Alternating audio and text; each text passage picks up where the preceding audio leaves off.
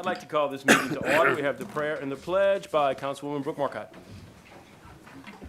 We'll say the Lord's Prayer. Our Father, who art in heaven, Hallowed be thy name. Thy kingdom come. Thy will be done, on earth as it is in heaven. Give us this day our daily bread, and forgive us our trespasses, as we forgive those who trespass against us. And lead us not into temptation, but deliver us from evil. pledge allegiance. To the flag of the United States of America and to the republic for which it stands, one nation, under God, indivisible, with liberty and justice for all. Roll call. Mayor Pro Tem Ricky Gonsalas. Present. Councilmember Brooke Marcotte. Here. Councilmember Marlon Lewis. Here. Councilmember David Broussard. Here. Councilmember Deidre Ledbetter. Here. Councilmember Dee Dee Johnson-Reed. Here. Councilmember Dustin Sweer. Here. Thank you. Public comment. At this time, I ask you to please put your phones on vibrate or silent. Madam Clerk? Benjamin Myers for agenda item 6E.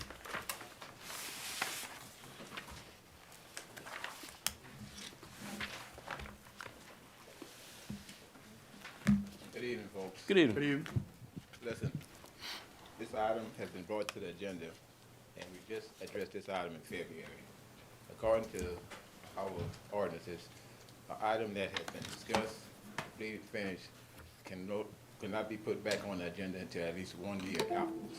All right, so if we're going forward with this, we're already violating our ordinances by moving forward with allowing this. Now, just in case we find that somebody's opinion is that we're not, I'll discuss what I think that we need to hear about this legal contract. First of all, 27 years is enslavement. That's really enslavement to these poor people in our area to pay the rates that we pay now for the next 27 years. That's to start off with. But I also like to address something that has to do with CLECO's contract when it comes down to the ordinance that we have. And they put the ordinance, an article, literally in our charter. Before this charter commission met in 2007, it was changed. This had to go to the voters. The voters had to approve whether or not we wanted to go forward with whatever contract or reasonable negotiations that you all came up with, or the council at that time came up with. Like in 2000, for example, it went to the voters because the voters' right was to vote on whether or not we wanted to do business with CLECO under those terms. We were violated when those rights were taken away from every voter, registered voter in the city. When Jeff Simon and our mayor, Freddie DeCourt, was on the commission, all right, that removed this article, this clause, that stated this was to go to the citizens for a vote to approve of doing business with CLECO under whichever terms were submitted at the time, all right? I would like us to regain those rights, all right, and have it put in there etched in stone like it was initially. This was to be there permanently. This was there to protect us from this type of corruption that we haven't happened to us right now, all right? If nobody should be in a position to say, okay, I'm going to take your voting rights away, all right, to say, I can decide for you, all right? The citizens have a right to vote on whether or not we do business with CLECO. It was enshrined since the beginning of the charter. It was changed, and I don't know if it was deliberate or left out inadvertently about us having our right to vote. This go to the voters after the council decided, after the mayor and the council decided, okay, these are the terms we want to present to the voters because this is what we would like it to be.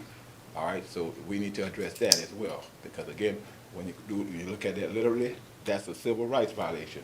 All right, that's federal civil rights violation. Under the Constitution, we have a right to vote, and if our charter coincided with it, we have a right to do so. No commission was organized to do and address those particular things in the charter. As a matter of fact, when it was initially stated that we were only going to change and update the antiquated things in the charter. Back, for example, 40 pigs can't cross the road at the same time, back in those days, all right? These were antiquated things. The things that we're looking at now, you understand, are beyond that, and these are not antiquated. And we also never had it mentioned that this charter was going to change from a legislative form of government to a home rule charter. That's not what their assignment was, you understand? But it came back to a council that was unaware that these changes being made in this charter that was presented to them. You understand? They were never educated. The home rule charter was never used, ever, when it comes down to doing the charter, all right? So, again, we'll be in violation if we move forward with this, we'll be complicit. If nothing else, at least we'll be complicit of malfeasance, all of us who support this here going forward without, with it being placed on the agenda less than a year. The year started at February 7th, which was that meeting when everybody was kind of like off the rocks with this FLECO thing. All right, so we have until then before you can bring that back to the council, whether it was won or lost, whether it was vetoed. This thing does not and does not come back before the council in less than a year. All right, it's not on the agenda. I suggest that you research this. Jeff should have that information. He should have that knowledge. And I'd also like us to look into how is it that our voting rights, the registered voters of the city of New Iberia, were taken away from us by some commission. That commission was formulated for a particular purpose. You understand? And that purpose was to increase the salary of the mayor's position, all right, which it did happen with Ms. Hilda Curry being the mayor. You understand? And aside from that, these other things that took place was not bless you. God knows that's the truth. Jeff Simon took it upon himself to drop this. He was the president of the commission. Drop this, whether it has the right to go to the voters. The voters, it was in the article, not an ordinance, it was an article to be there permanently, that the voters vote on this. Do you understand? Now, what that does and why it was there, it was not to open the door to corruption, all right? Not to have someone say, okay, this is what we have to do and that's the way it is. The voters was to be the last one to decide whether we go with a contract with FLECO, and it's there, it's written, all right? Now, and aside from that, 10 years is a plenty enough time for a contract with a large corporation. We don't want to be slaves, all right? You guys are not masters, you're the mayor, you're not masters on a plantation. You're not going to enslave us and all our people, our poor and low-income people, to FLECO for the next 27 years. Hell, I'll be damn near 100 when that happens, by the time that happens. I mean, Jesus, think about it right now, all right? Who does business like that, all right? Now, with your ulterior motives involved, or if it's for nefarious reasons, I think that we should call for an investigation into such, you understand?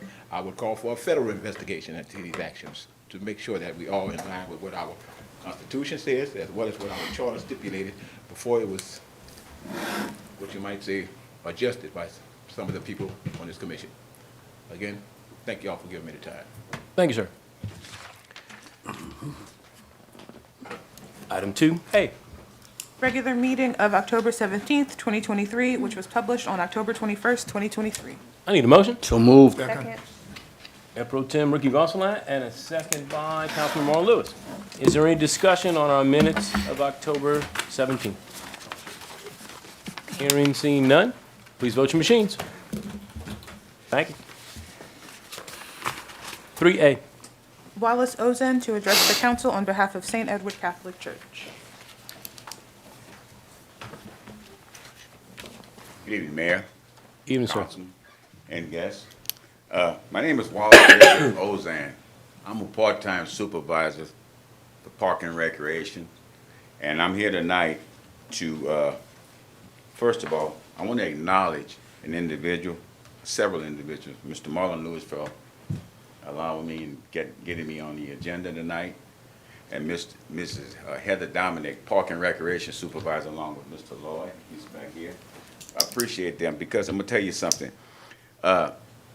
Along with Miss Heather and Lloyd, you know, they require employees, or they ask the employers to think out the box, things they can do to have individuals and families come to the recreation centers and use them for more than basketball and volleyball. In other words, good family outings, which we did have.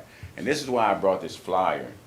On the 28th of October, we had what they call a trunk or treat, was held that morning from 11 until 1:30. And later on that evening, my church, St. Edward's Catholic Church, St. Edward St. Jude, our pastor, which is he's a new pastor, he's 30 years old, he's young, but he's energetic. He wants to reach out to the community.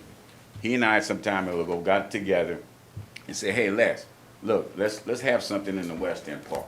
Let's do something family-oriented and drawing the young kids, let them know that being loved, okay? And spiritually. We introduced that also during that function. That was on the 28th of October. Well, it went well. The trunk or treat was beautiful. Families, kids, and everything. And also, during that particular time, our event took place at 5:30 that evening after he got out of Mass, okay? But what really drew me to come here tonight, besides to announce these events that took place, was the response of our first responders.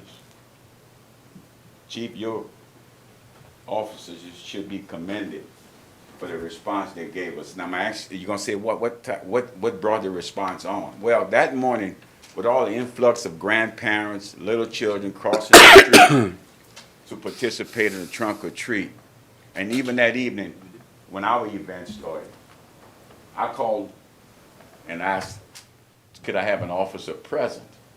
Now, the trunk or treat didn't hire security, but knowing that they had kids and parents crossing that street on a regular basis, but you know, you got some people that don't believe in stop signs and don't believe in driving real reasonable. The dispatcher asked me, well, Mr. Ozan, would somebody be there to speak to the officers? I said, I'll be waiting for him underneath the walkway, which I did, and he drove up. But this officer, I can't remember the names, but was polite, courteous, and I explained to him why I called. And he said, one thing I'll do for you, Mr. Ozan, I have some things to do, but I'll return. And he returned, not only by himself, but with several other units. And they stood there and they stayed there until that event was over with, which was a blessing, and it made everybody feel comfortable, because these Roger Ramjets that were speeding up and down in front of the recreation center, that ceased, okay? Then later on, when we had our event at 5:30, of course, we paid for security. And at the end of our event, I was walking from the playgrounds into the recreation center, and the lady officer pulled up. I can't remember her name, but she pulled up and asked me, Mr. Ozan, is there anything else we can do? I said, no. I said, I appreciate it. It'll be over with within a matter of maybe in half hour or something. She said, well, I'll remain until it's over with. But I was just overwhelmed by the response of these officers. Our first responders have a lot on their plate, but for them to take time, especially during that trunk or treat, to stay and talk. They could have just said, okay, we don't see nothing, and just left. They stayed, okay? So I'm here to commend your officers and our first responders. And that's all I got to say. Thank y'all very much, and thank you guys for all you guys do. Thank you. Thank you, sir. And I just want to tell you while you're up there, you do a great job. I mean, you and I visit pretty often when I go to the park, but thank you. God I bless. appreciate it. Mayor, if I may, Oh, I you just sure want to can. thank him publicly as well. Mr. Ozan, he's amazing. I love this man, this mentor in my community. And that's one of the things he does with those youth that will never go in the newspaper. You will never get a photo op, because he's doing it when nobody's looking, which our good Lord tells us. What you do in private, you'll be rewarded openly. So I want to openly commend you for the work you do with our youth in our community. And trust me, owning that barbershop, they come back and talk about Mr. O. You know, and you're straightforward with them. You don't baby and sham. I know. Thank you.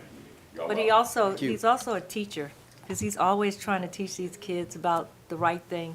He cuts out all these different articles out the newspaper about people doing good, and he puts it on a bulletin board. So we just want to commend you for everything you do for the community, and especially the youth. Thank you. Appreciate everything you guys do also. Above and beyond. I just want to say that. Above and beyond. Thank you. Great. Thank you. Item 4A. Ordinance number 2023-27, an ordinance amending section 74 of the Code of Ordinances of the City of New Iberia related to urban camping in the City of New Iberia. I need a motion to open this public hearing. Second. We have a motion by Councilman David Broussard and a second by Councilwoman DeeDee Johnson-Reed.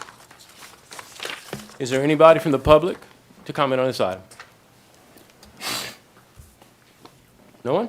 Then I need a motion to close. Motion. Councilwoman DeeDee Johnson-Reed and Councilwoman Brooke Marcotte. Thank you very much. Now I need a motion to vote.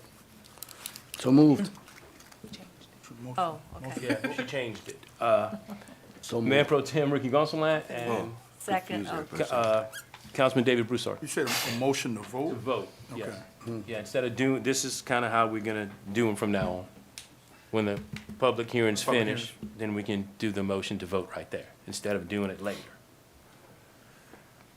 Oh, So, Okay, so I just had a question that I thought we would have time to talk. Well, you later. do, because we're not voting yet, so we have a motion and a second, so now we can have discussion before we vote. So my only question is, has anyone reached out to the homeless shelter to make sure that they understand that we could potentially be sending more clients to them if we could find people camping illegally in the city? And most of the time, it's gonna be homeless people. No, ma'am. Okay, can we do that? Can someone reach out to them just to Sure. let them Yeah, know? I don't mind That calling. this ordinance is gonna pass and that we're hoping that we can partner with them Okay. so that we actually have people, a place for people to go. Right. I mean, they have to follow the rules when they go, and Absolutely, that's but we kind of wanna- been the problem. We wanna have a place for them But to at go. least if they know, that's Right. fine. I don't have a problem with that. Any other discussion? Seeing none, please vote your machines. Thank you.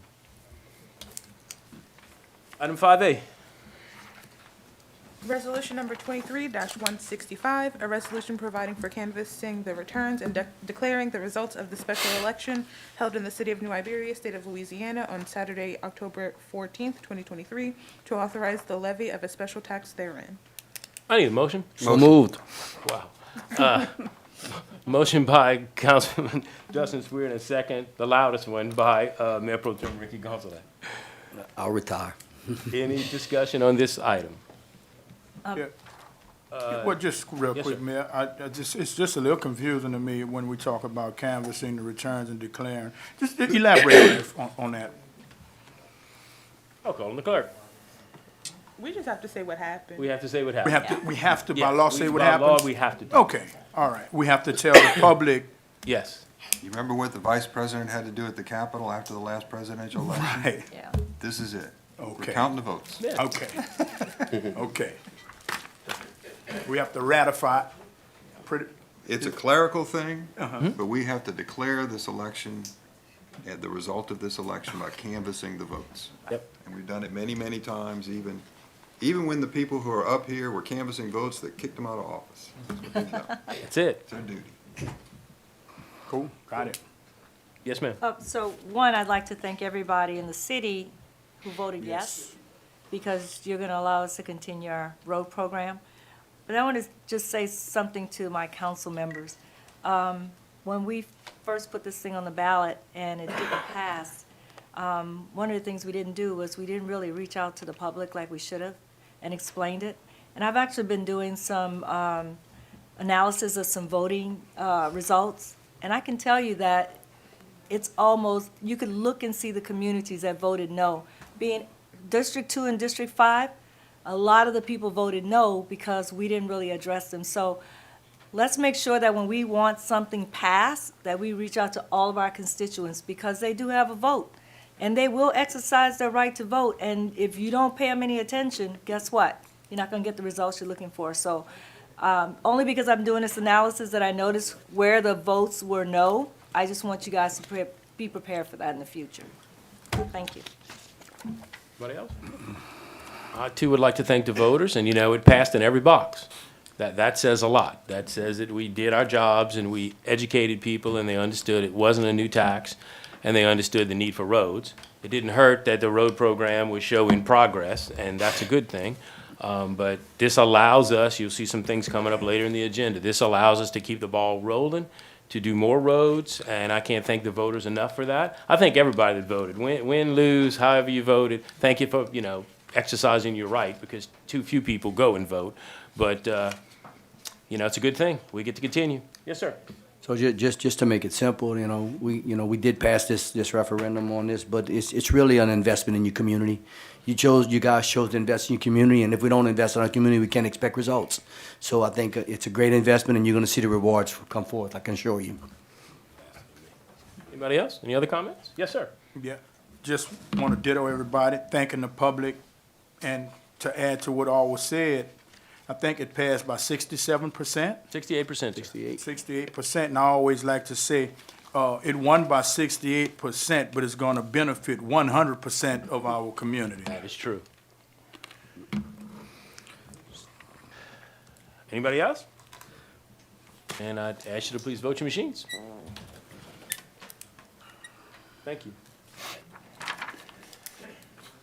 5B. Resolution number 23-166, a resolution authorizing the submittal of fiscal year 2024-2025 Louisiana Community Development Block Grant application and entering into agreements associated with administration and engineering services. I need a motion. Motion. Motion by Councilwoman DeeDee Johnson-Reed and a second by Councilman David Broussard. Is there any discussion on this item? Yes. Yes, ma'am. So, I'm assuming that this is the one where we're actually gonna try and use this money toward our wastewater sewer. Yes. Okay. Yes, ma'am. Did we look into anything with the, using or applying for money for housing? In the future, we're kind of looking at that now, and the clerk Okay. and I and my staff have been going back and forth. So I won't say no, that's a definite possibility. We will always have to use some of this for sewer. Right. Because we will not get out of the hole of having to do the maintenance we're doing, or we're gonna end up in a consent decree again. But Right. that doesn't exclude us, and I agree with that we can't look at other options for those, you know. Okay. So, I tried to look up some information on Fry McGee, couldn't find anything. So I just have a couple of questions. Have we used this person before? Yes, we have. He came before us once before. We have used him. Richard Minville retired from handling sewer. He doesn't want to handle anything that's a long-term thing because he's, semi-retired, I'd say. Okay. So we had 3 firms that we talked to, all of them recommended by Mr. Minville, that he knew there are not many in the state to do it. But we've used him twice so far. He is handling he handled a sewer grant for us already, and he's now the person that's handling that big demo grant. Okay, I mean, I couldn't find any information, so I thought, okay, I guess they want me to ask here.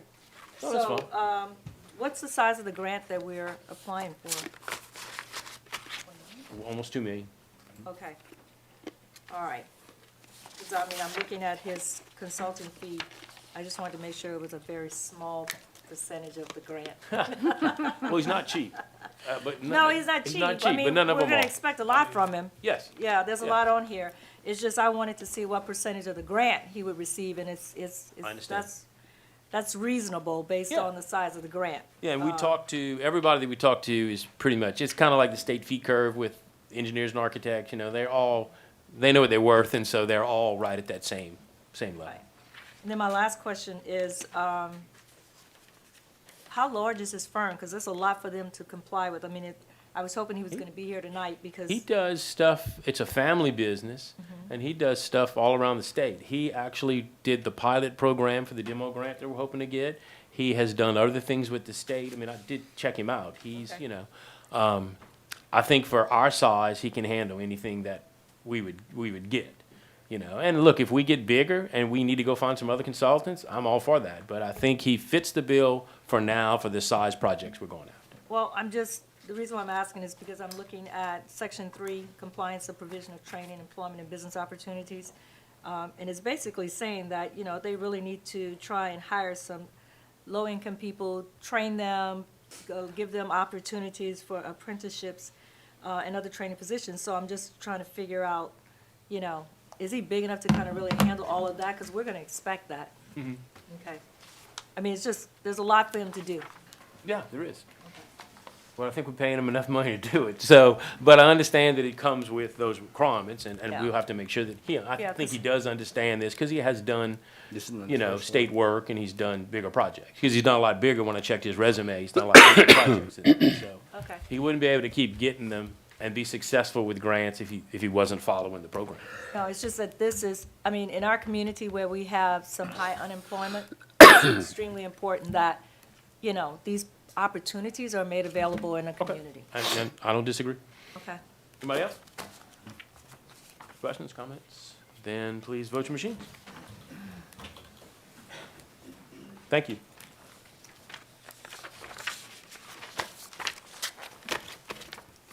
Five C.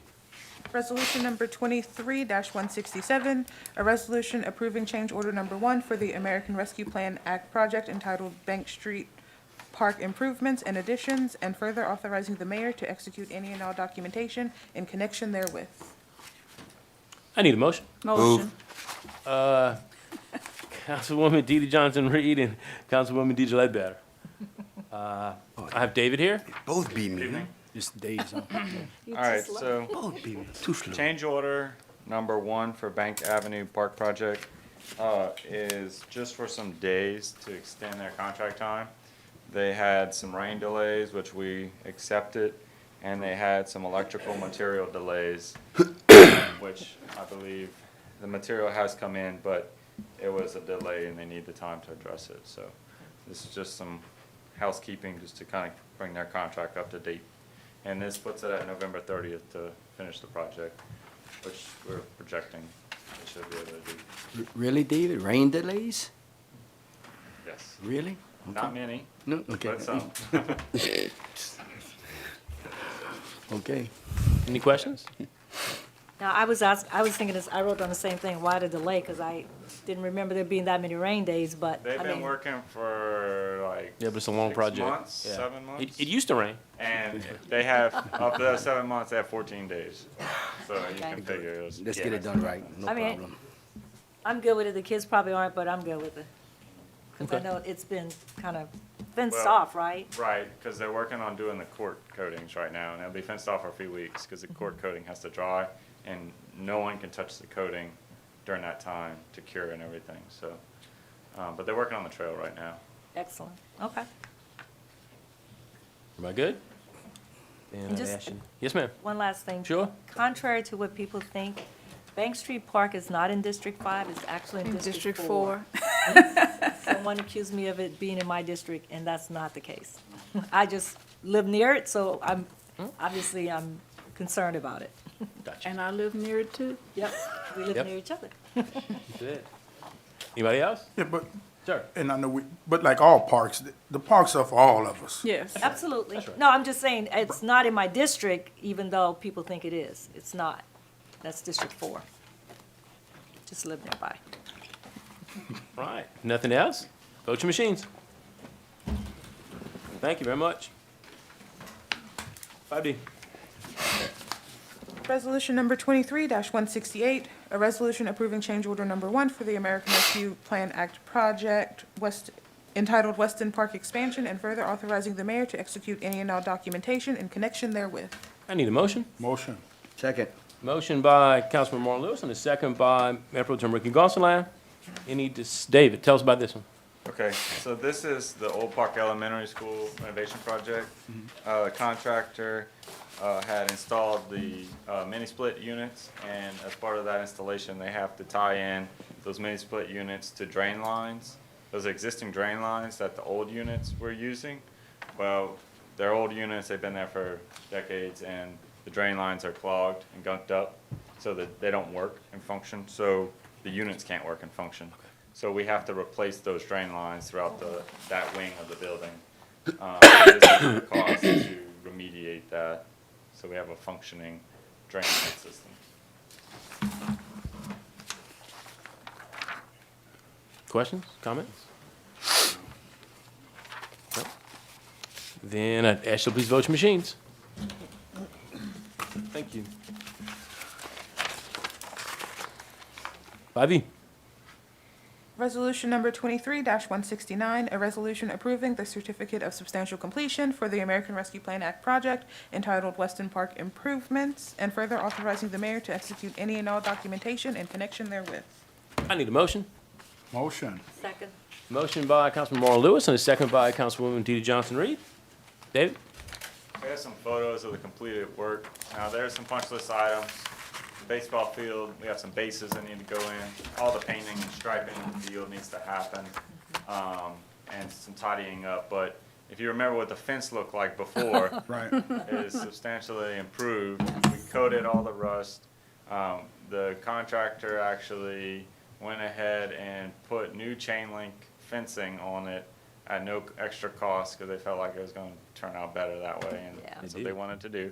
It's beautiful. New dugouts, no more wood and steel, new benches in there, new lighting, too, all new poles, all new LED lighting, secured paneling on the ground, and simple control system to activate the lights. They run on a timer system. They're really can be scheduled to whatever the Parks and Rec wants. and they turn on instantly. So that's the one benefit by LED lighting. There's no warm up. It is instant on and off. So this is a great use for the Look at the park. tennis court. Yeah, tennis courts are all done, regular court and pickleball. Yep. See, pickleball striping. We did move the fence line, the bollards. You may not have seen the bollards yet, but everything has been set in place for that road. I always forget the name of the road, right in front between Old Park and that field. Those are ready. We have landscaping coming in soon, probably in December. They're gonna start planting some trees along that entire tree line, some live oaks and maples and things like that. So should really make it nice, dress it up. What else was in the scope? I think that might be it. So it is definitely a big improvement on the ball field. Oh, yeah. That's exciting. And the tennis court. Yeah, and tennis Yep. courts. It's awesome. Questions, comments?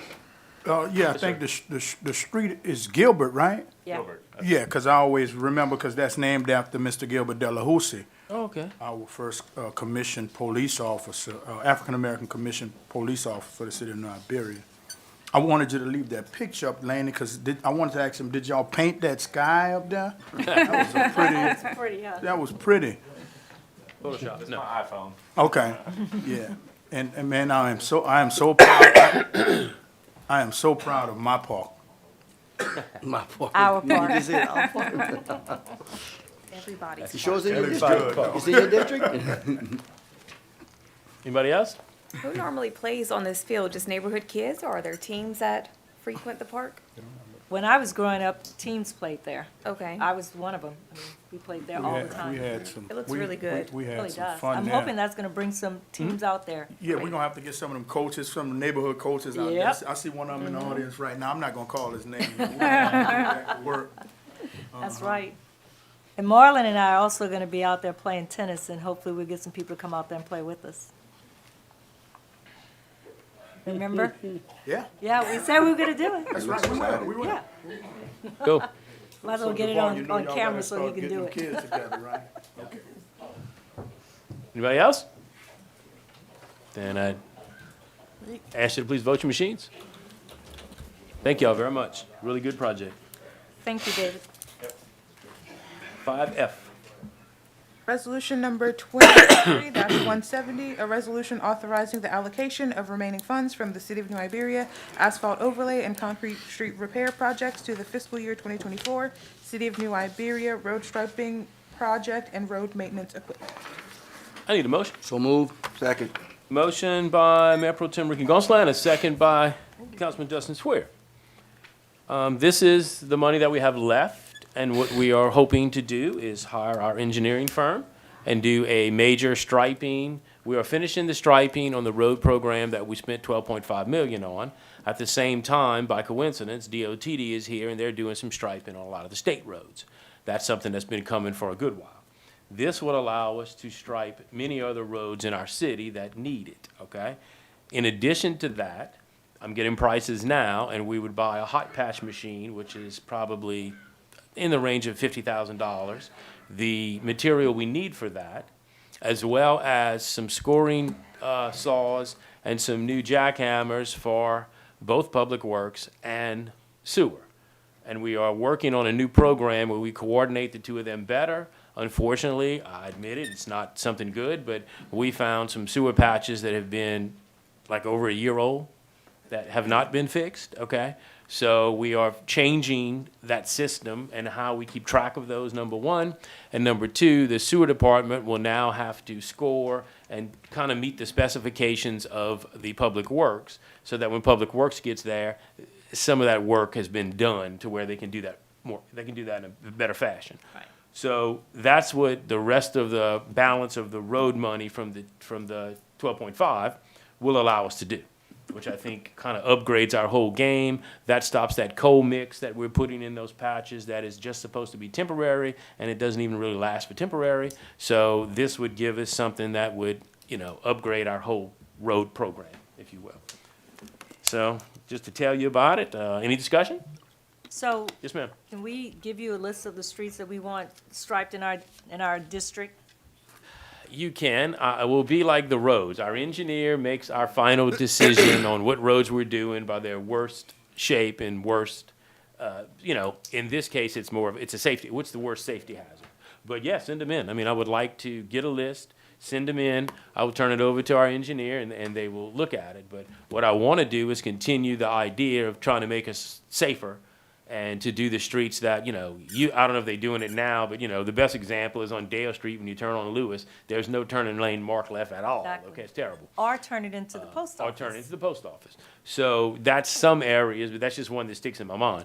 But we will hire them to analyze it and to spend our money as wisely as possible and to get the safety hazards, that we're not catching in the road program we're doing now, or that possibly, I don't want to point a finger, but that possibly DOTD isn't catching. Right. Well, if nothing else, can we send them a list of places to go look? Oh, yeah, definitely, definitely. Because No, we I got want some that. serious issues. I'm making my list myself, so no, that's good. Okay. That's good. All right. Anybody else? Yes, ma'am. When you say safety hazard, like, is it kind of like a street study almost? Like, it has to be proven that it's an actual safety No, hazard? we're 'cause there's gonna been take our accidents? engineer's word for it, but where a turning lane is missing, where there was lane striping before and it's worn out, those kind of Okay. things. Okay, gotcha. I'll send a list too. That's great. Keep them coming. Okay. And the good thing is that, because of our voters, that we have another road program coming, we're getting to back up and address these things. Yep. This is awesome. It is. Anybody else? Then I'd ask you to please vote your machines. Thank you very much. 5G. Resolution number 23-171, a resolution authorizing the mayor to execute a professional services contract with Bayrard Habits and Associates for the City of New Iberia pavement marking project, and further authorizing the mayor to execute any and all documentation in connection therewith. I need a motion. Motion. Motion, Councilwoman D. Johnson Reed, and a second, Councilman Marlon Lewis. And we have John to address. Good evening. Good evening. Send me a list. It's coming. Make his job easy. Yeah. Coming soon. We can discuss all that. I mean, it's gonna basically look in thoroughfares, it'll be your first priorities, major thoroughfares for first priorities. And we kind of go down from there. But striping's very simple. It's not all that complicated unless you have a lot of turning lanes, red lights, that's where it gets complicated. But most of it's fairly straightforward. So send me your list and I'll stretch it as far as I can possibly stretch it. Good, Excellent. good. Thank you. Questions, comments? No, the striping looks Yeah. good, man. Had one person ask me, did it make the lane smaller? No, I mean, when you put edge lines, you stripe to a certain width. That's just a travel lane width. Most of our concrete streets are 15 feet wide. A travel lane's only gonna be 12, 13 feet. So that's why you end up with the white line on the edge is off the curve. It's just what a typical design for a lane width is. And those are specified by That's DOT state- standards. DOTD standards? Yeah, everything's the DOT standards. Right, okay. And also, municipal traffic, there's a state or federal thing called MUTCD that we use as guidelines as well. Okay. Yeah, 'cause it's kind of a weird question, 'cause now they're saying they too narrow, but then you had too much space to do what you wanted to. It I think just- they work out well. Yeah, they just hadn't seen them in Yeah. 20 Yeah. years. No, it's true. Yes, ma'am. So, John, on Corrine Street, what changed? Because I haven't been told that there's no longer a turning lane when you're turning from Corrine onto St. Peter, and there used to be a turning lane there. Well, we didn't do that stretch, that's the state, that's that grant that's in the state that's in here doing that. So if they didn't put the turn lane back, then that's, we Yeah. have to talk with the state, manager there who's running that project. 'Cause they're supposed to replace what's there. I talked to him about 2 weeks ago, cause on Dale Street, they're doing part of Dale and we're. Oh, yeah, I we're fixing know. part of Dale. Right next So- to me. So he was curious on how long it's gonna take us, but if it's there now, it should be put back like it was, so. Did you notice that, Freddie? I mean, I'm sorry, Mayor. It's okay. It's my It's, well, I'm sorry, I went Yeah, out on and the phone. when they told me they were coming, they said, we've done this analysis, we're changing or redoing and looking, all we're coming to do is your main safety hazards.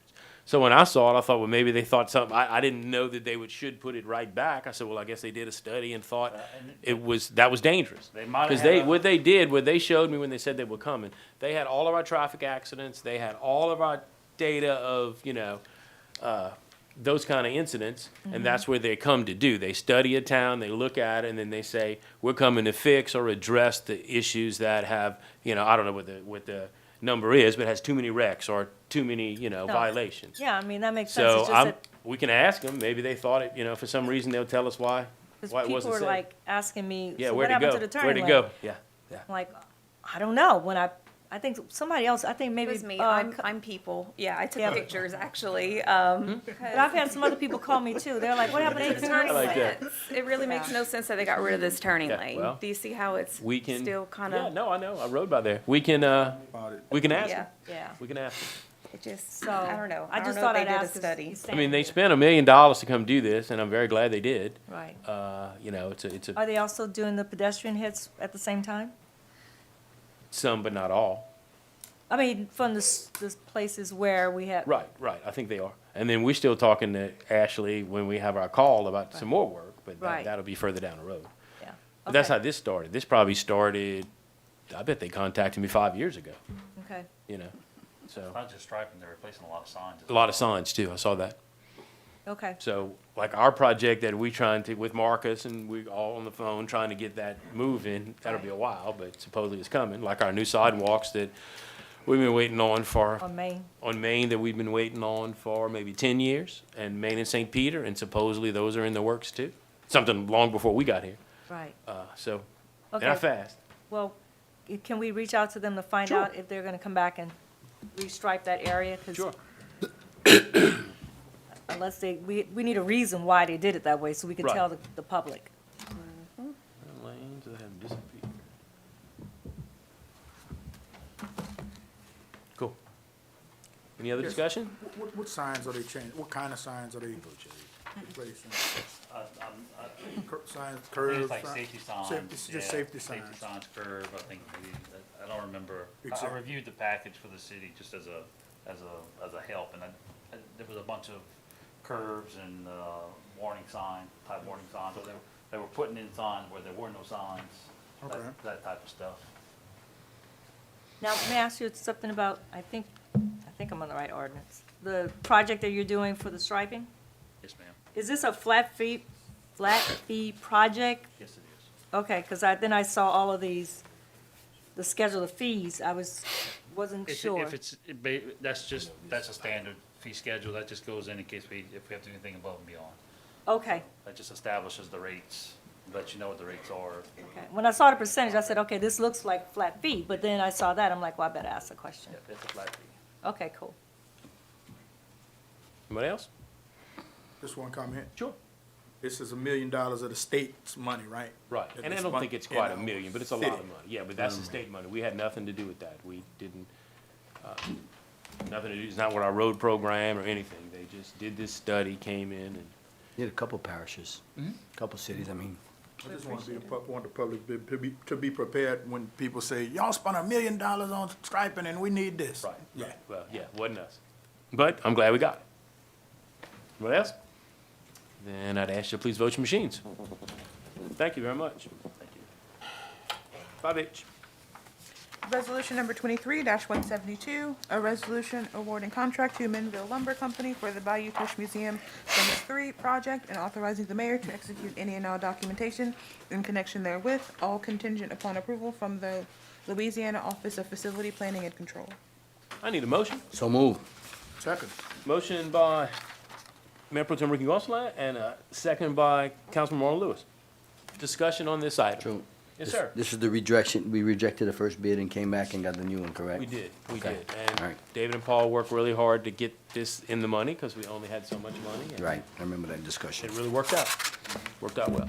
And this is the money they got from Capital Outlay, This is right? capital outlay from, 2000 and Way back then. 3 or 4 years ago, Oh, longer than that. maybe 5 years That, ago. yeah. I've been here 6 years ago. Yeah. 6, yeah. So this is the ending of some capital outlay money from That's 6 the years last ago. phase. Okay. So this bid, Yes, sir.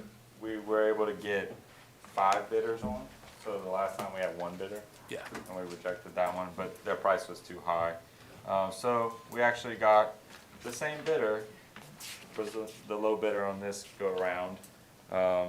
And we, value engineered the project, took some different deduct alternates, and we're asking to award a contract to Minville Lumber Company in an amount of $1.350 million, and we're gonna take deduct alternate 3, which is gonna remove some exhibit track lighting.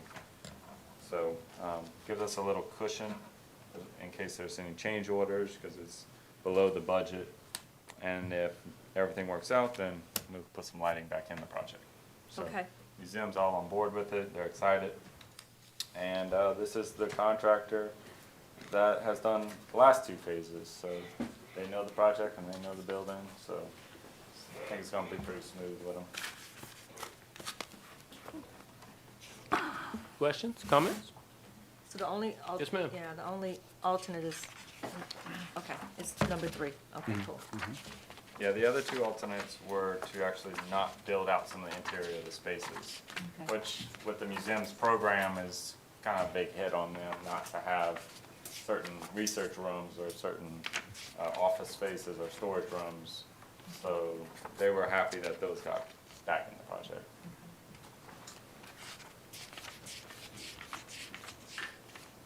Anybody else? Then I'd ask you please vote your machines. Thank you. All right, thank you all. Yes, sir, thank you. Bye-bye. Resolution number 23-173, a resolution awarding contract to Iberia Aggregates and Construction Materials LLC for Area A of the American Rescue Plan Act project entitled Drainage Cleanout, and further authorizing the mayor to execute any and all documentation in connection therewith. I need a motion. So moved. Motion by Mayor Pro Tem Ricky Gonsalas, and a second by Councilman Dustin Swear. Chandler, how are you, sir?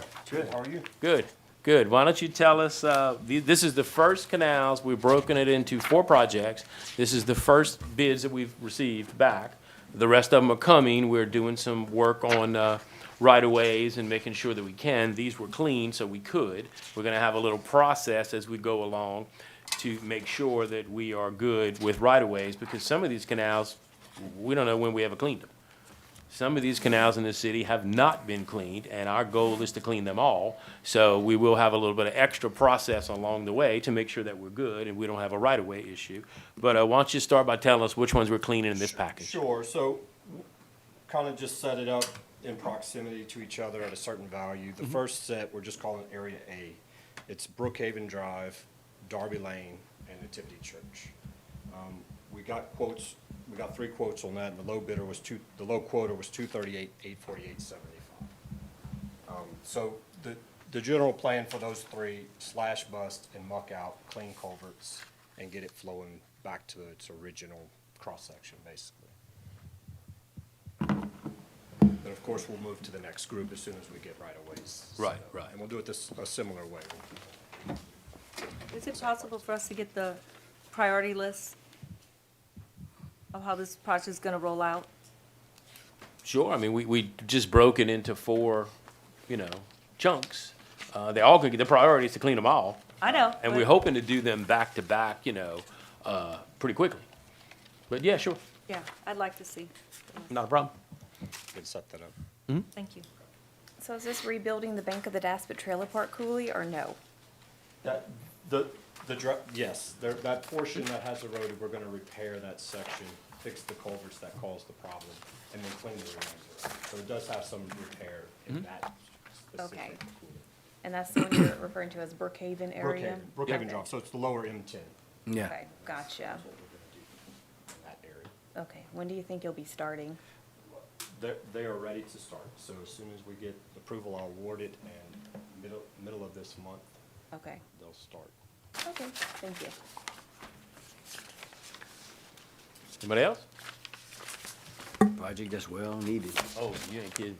You ain't kidding. It's been a long time. We Like I see said, some of them we've never. Significant improvements, especially with the M10. Yeah, some of them are shockingly overgrown. Yeah, when we went and looked, it was like, We do. you can I tell got no one. one ever cleaned it. We do have a little cushion with cost overruns because I'm expecting some. Okay. Hopefully, I'm ready. I'm not expecting any. No. Yeah, I know, yeah. I know those projects. Yeah, you're right. Yes, ma'am. I'm gonna ask him one question. Yeah, sure. So are you guys like, working with the parish to even kind of get some of those things cleaned on their side? Because like I have a canal that needs to be cleaned. On the city side, even if we clean it, it's not gonna do much good if the parish doesn't do their part. So the shorter answer is no, ma'am. We haven't worked with the parish or gotten anything set up with them to clean their portion. I believe the mayor's talked to the parish about the M10 specifically, but the rest we have not. Okay. Because we need to coordinate some of that work, because we need to make sure that if we do our part, that they do their part.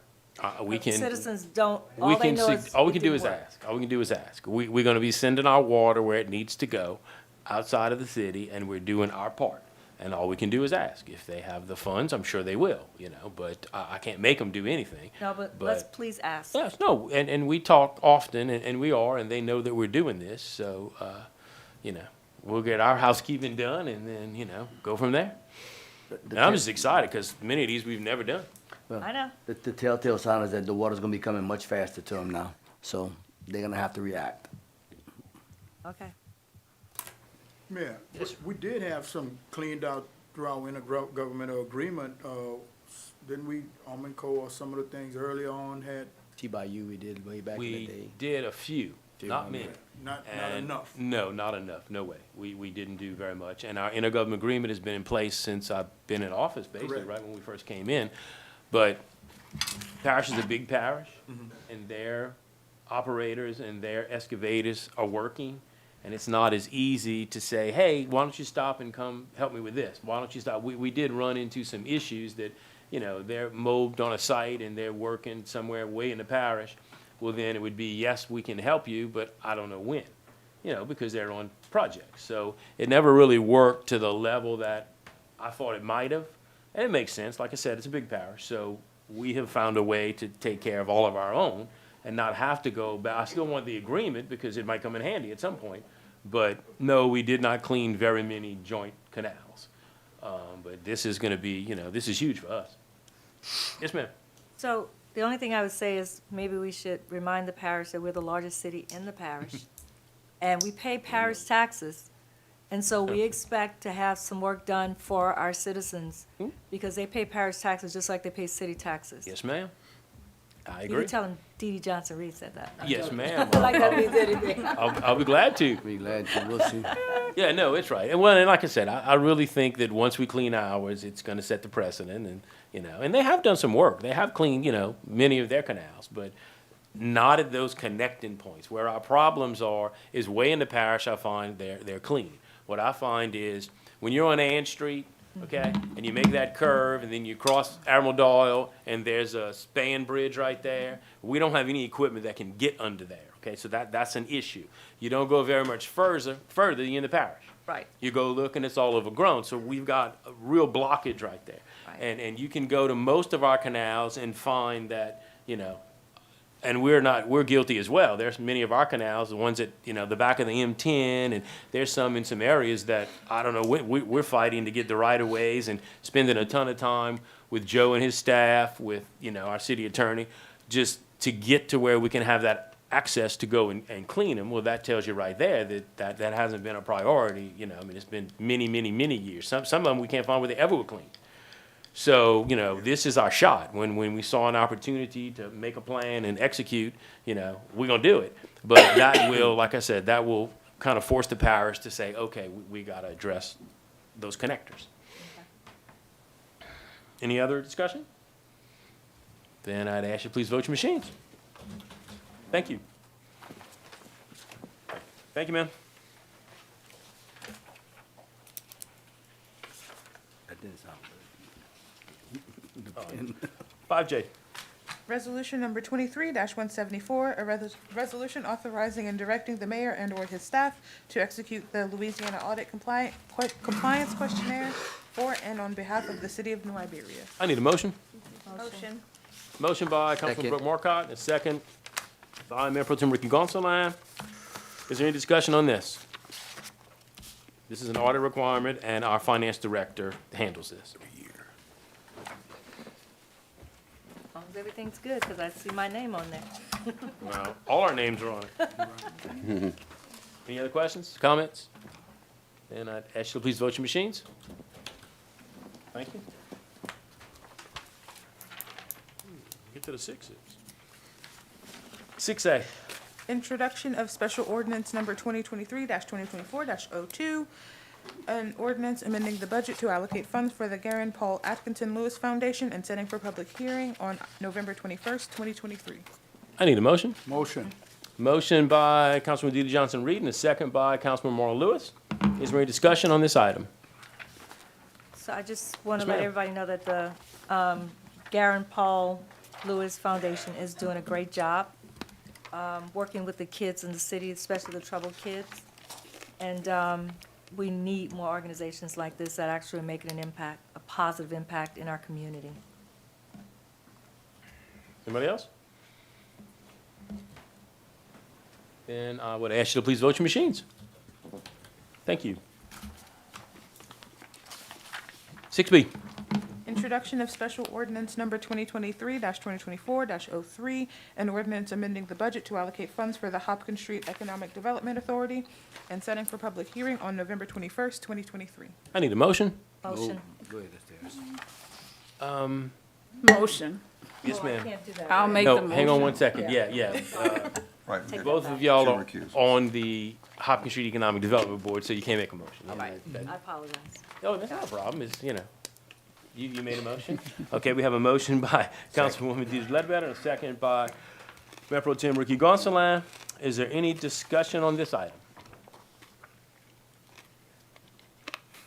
No discussion. We Then can't I'll- say anything, Then I'll right? tell you about it, okay? We get a $12,000 grant that goes to Hopkins Street Economic Development District, which is doing some really good work, and we are matching an additional $6,000 for their efforts. So that will go into a project that Hopkins Street Economic Development District selects. And it's off the topic, but then it's not. At the same time, if you remember, Mr. Bill Doré generously gave us the piece of property on Hopkins Street and $1 million to develop it. I had a meeting with him this morning. He came in to check on us, and we are proceeding well, and he is pleased, and we have some concepts going to develop that. So at some point, Hopkins Street Economic Development will own this property and receive the rental income, which they can march down the street to continue to do development. So this organization is well worth funding, well worth partnering with, and I expect big things, and I think we're going to get big things. But anyway, so this is a start, and they pick the project, and we've done this for a few years now, so we'll keep moving on it.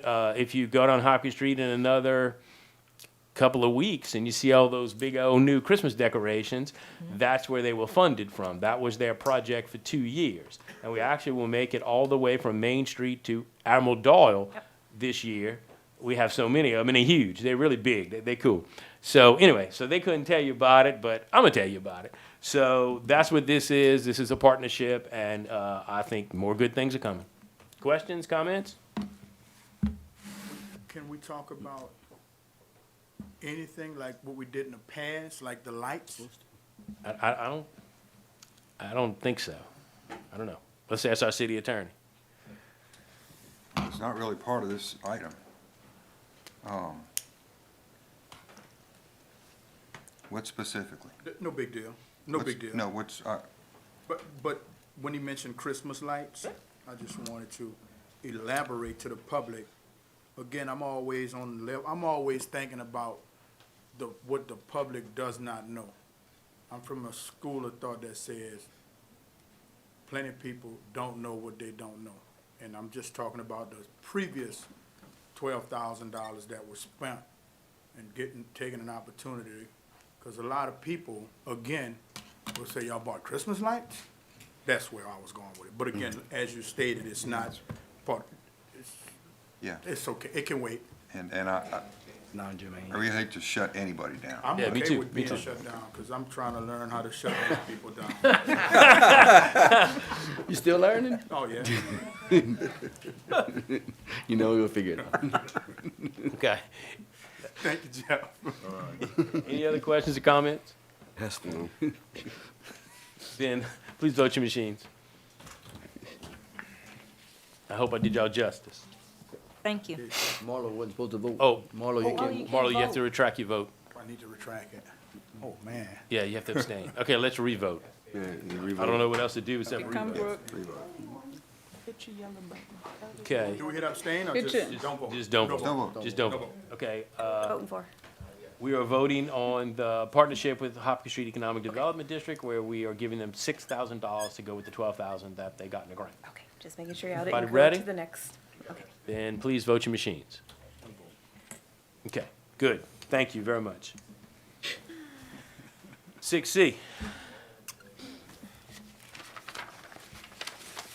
Introduction of ordinance number 2023-28, an ordinance amending the approved budget allocations for the American Rescue Plan Act funds received by the city of New Iberia, amendment number 8, and setting for public hearing on November 21st, 2023.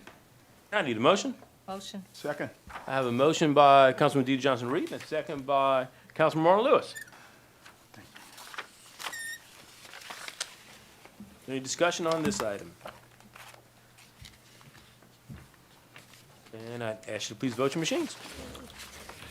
Thank you. 6D. Introduction of ordinance number 2023-29, an ordinance authorizing the mayor to negotiate and execute a professional services contract with Bayrard Habits and Associates for the fiscal year 2024 City of New Iberia Streets Project, and further authorizing the mayor to execute any and all documentation in connection therewith, and setting for public hearing on November 21st, 2023. Do I have a motion? Move. Motion. Motion by Mayor Pro Tem Ricky Gonsalas and a second by Councilwoman Brooke Marcotte. Is there any discussion on this item? This is our new road contract. We will put the contract in place so that they can begin working.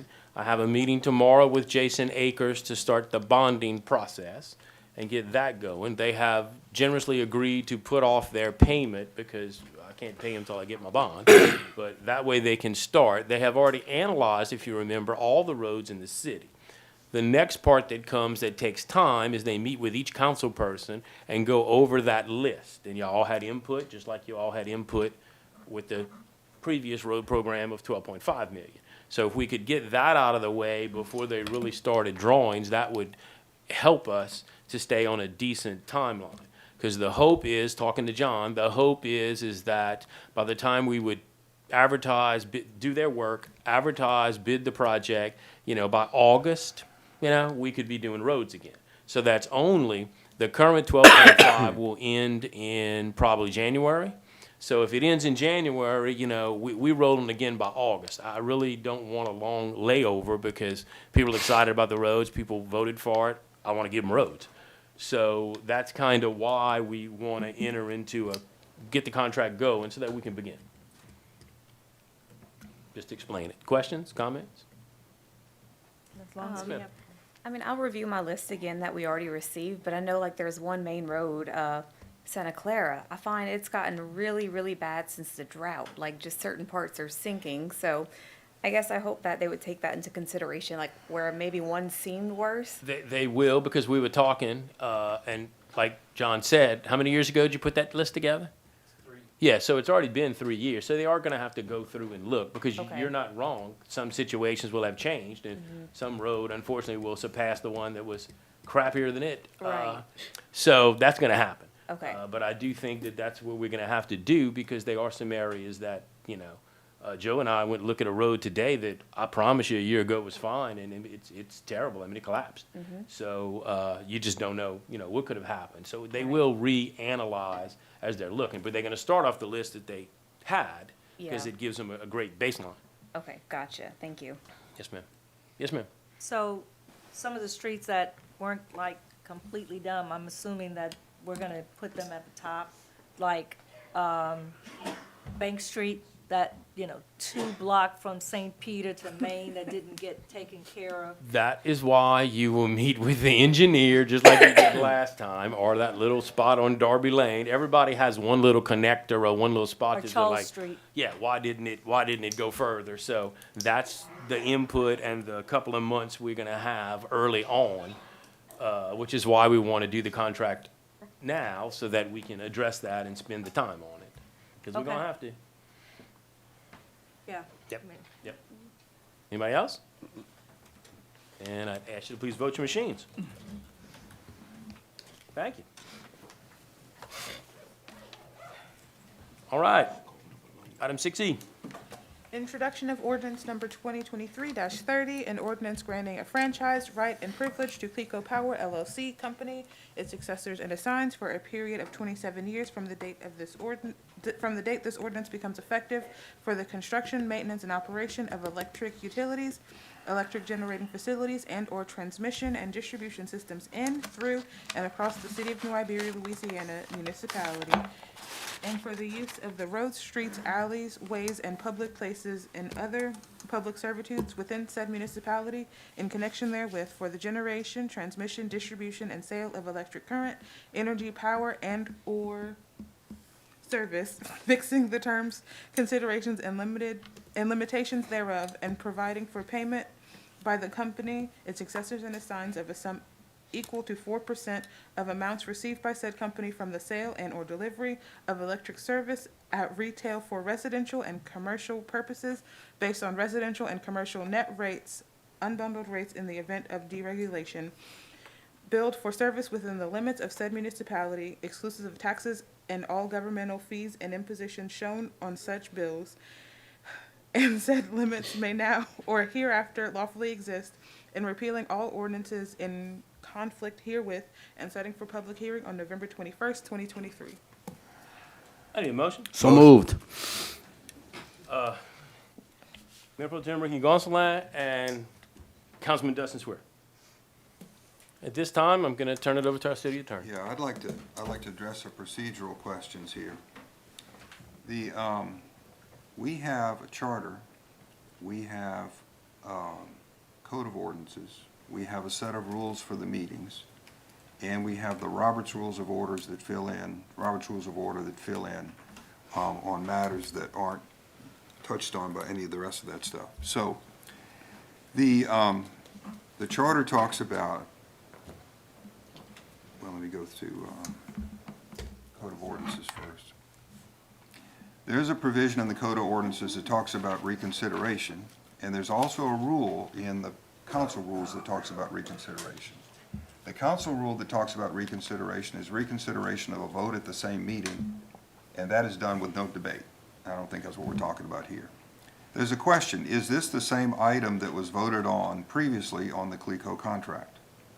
I think there's some differences. I think there's some differences in legally the way it's put together. I think there's some differences in the way we have a street lighting agreement now and a electric service agreement, where before we didn't have that, that was kind of built into the charter renewal.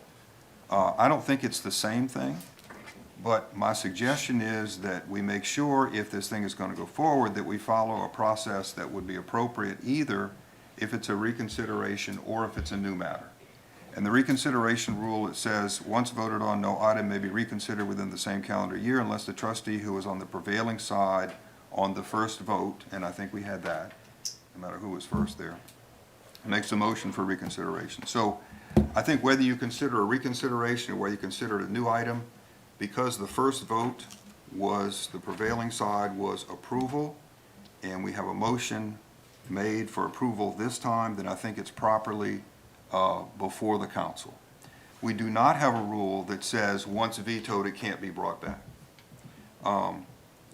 I'd like, and this is a little bit of a tangent, maybe we should put these council rules on discussion, as a discussion item for future meetings, because there's some things in here you guys, I think, probably have some strong opinions about, including some talk, some discussion, periods of discussion and things like that. So I think it's properly before the council.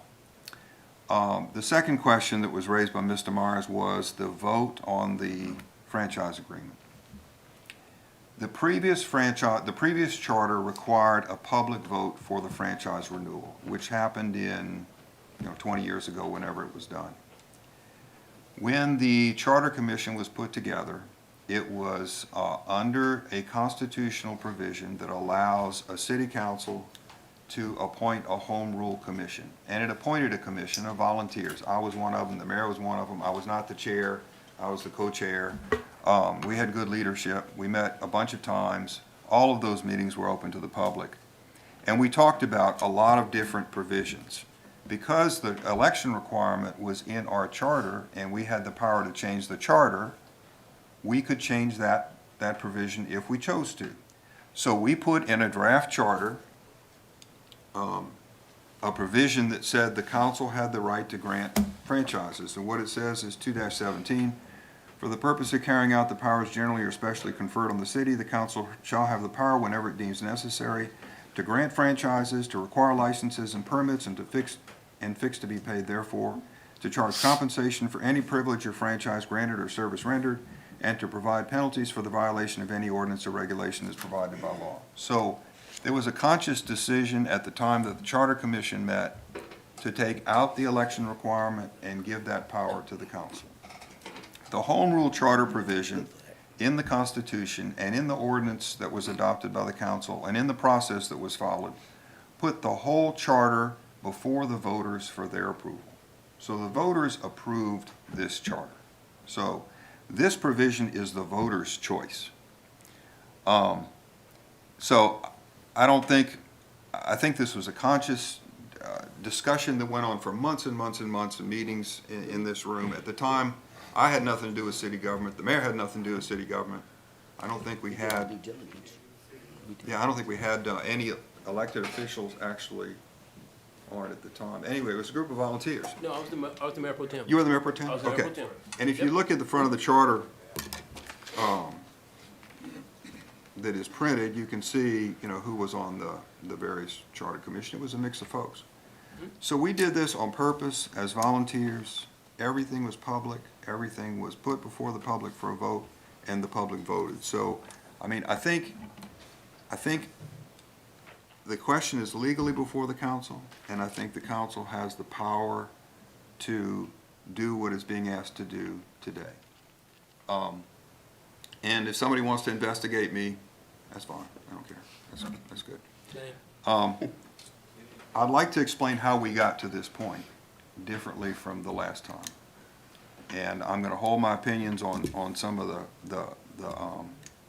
the merits and priorities of this. But in the past process, when we talked about this earlier this year, we brought up the charter issues. There were representatives from CLECO who attended council meetings. We had open discussion with them.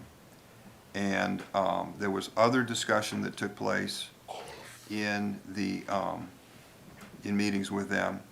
And we came up with a ordinance to grant a franchise subject to some conditions. When the conditions did not come through in the written form that we required, that was vetoed, so that charter was not granted. After that, there were further discussions over the course of time, and council members were meeting with some CLECO officials in the mayor's chambers and so on and so forth. When this thing came up again, it was at the request of the mayor and the city that CLECO reconsider this charter issue. And the CLECO people said that they would do that if they could do it a different way. And the way they wanted to do it was they wanted to do this through the attorneys, through writing, without back and forth negotiation at meetings or before the city council. So this is a request that the city government made of CLECO to come back, to allow us to bring this back up. And they have said that they don't want this thing negotiated at the city council meetings again. And what the request that I made of the attorney for CLECO was this. I said, put in writing what you're willing to do, and we will bring it before the council. And then the council can decide what it wants to do. So it really is a decision whether or not you think this is good enough. And if you don't think this is good enough, vote no. And if you think it's good enough, vote yes. But I really don't think, after discussing this with the attorney for CLECO, that we're going to get any different provisions in a proposal to us. We're not going to get different issues addressed than the ones they addressed here. There were issues that were raised in this discussion properly months ago that are not going to be covered in this proposal. And we're not going to get anything different. And I expect that if we don't do this, if we decide not to do this, which the council has the right to do, we're not going to get anything anytime soon. I think this is it for a long time. So I don't mean to tell anybody how to vote yes or no, but I do want them to understand that there is a yes and there is a no, and there really is nothing in between, and there's no let's go back to these guys and get another proposal at this point, as far as I know. And that's just based on my blunt conversations with the attorney for CLECO. So I don't know if I've answered all the questions on this, that y'all have the patience to listen to me talk about it, always. I have a question for Jeff. Yes, ma'am. My question to you is, if we say no,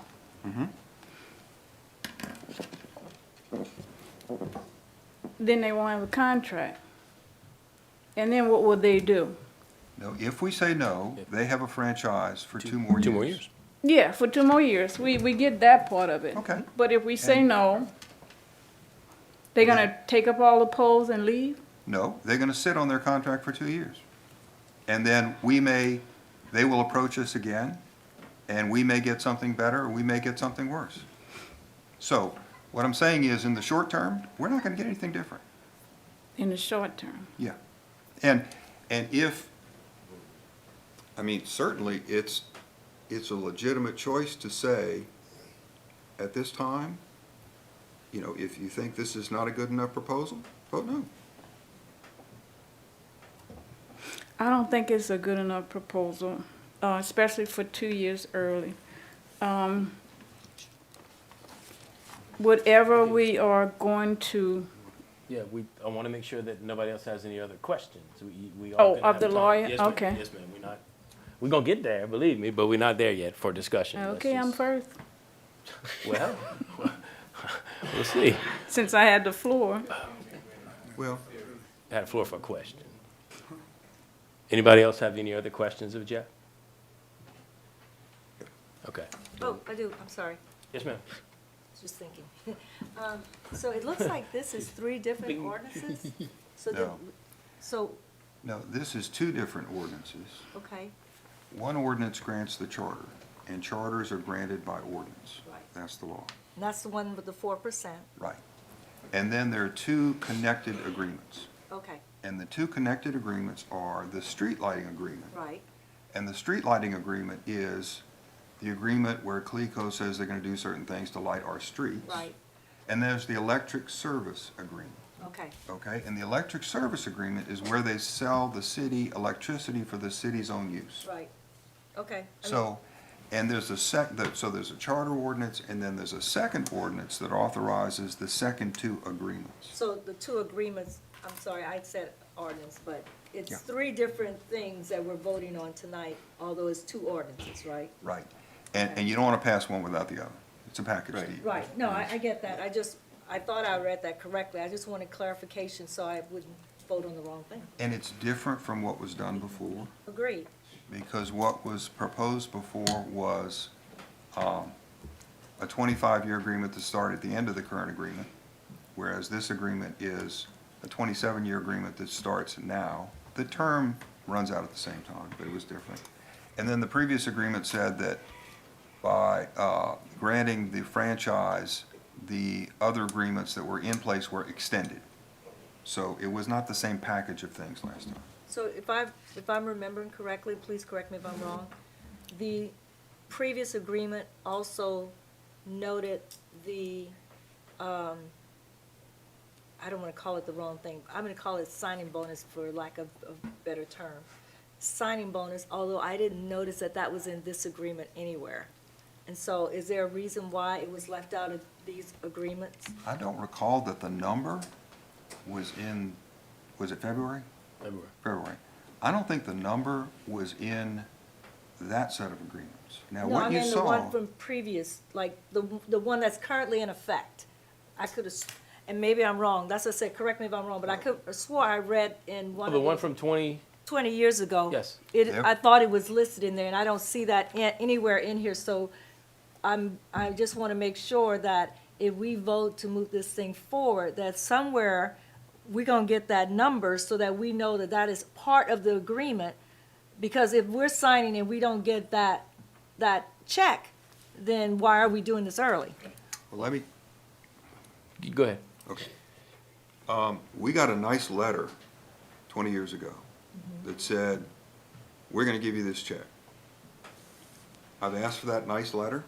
We're not gonna get a letter like that this time. They don't do that way anymore. That lawyer didn't wanna do it this way. So, what I told him was, we're gonna talk about this at the meeting, and the way that I've suggested that we deal with it is that the mayor commit that he will not sign this ordinance until he gets a check at the same time. I'm not signing anything till I have a check on my hand. Okay, because, I mean, that's one of the reasons for moving this thing forward, Yes. because we actually have some money to invest back into our community. That's the reason. That is the Right. reason, and I That's- have the police chief here to talk about it. Okay. And if the That is question, the only reason. yeah, and if the question is why now, that's the reason. And maybe we should tell the public why. And, I mean, I don't know if we can talk about how much or whatever, but we at least need to say why. Yeah. I think you can talk about how much. It's, Okay. right now, it is, this is it. $1,750,000. That's what we will get. I will not sign any paperwork till I got a check in my hand. And that was the only way CLECO would do this.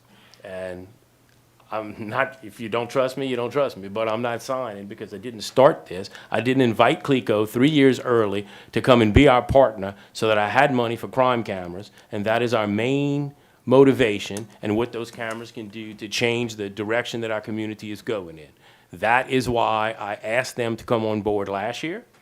That is why I let y'all know I was gonna try to negotiate again, and I asked them if they would come back to the table. It was not easy to get them back to the table. That is not something that they really, really wanted to do. They just said, well, it didn't work, we'll wait till the end.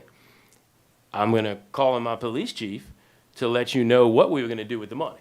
Exactly, I want you to hear from him. So if you'll indulge me of that, Chief?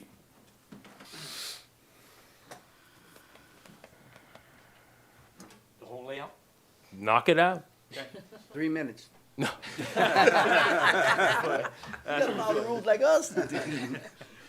Look, we're looking at what financially this could do for crime cameras, also some lighting and some LPR systems, also a mobile base that can put us in every area of concern in our entire city, and not just one area, or start selecting what's worse than one another, or, because everybody, or every council person in every district is gonna have maybe a different problem in different areas. This is what we're looking at, because where you got burglaries and shootings and gun violence, we know that those things are some priorities. There will be a list of those things that we're going over right now. I have my intel people pulling every spot of all the violent spots that we have in the city, the most violent to on down the line. Those will take priority on where we place, but we will be able to place crime cameras in every spot of our city that has any kind of concern. The mayor and I spoke earlier today, been negotiating with 3 different companies that provide this type of service for a city our size and even larger. One of these companies actually deal with Baton Rouge and New Orleans.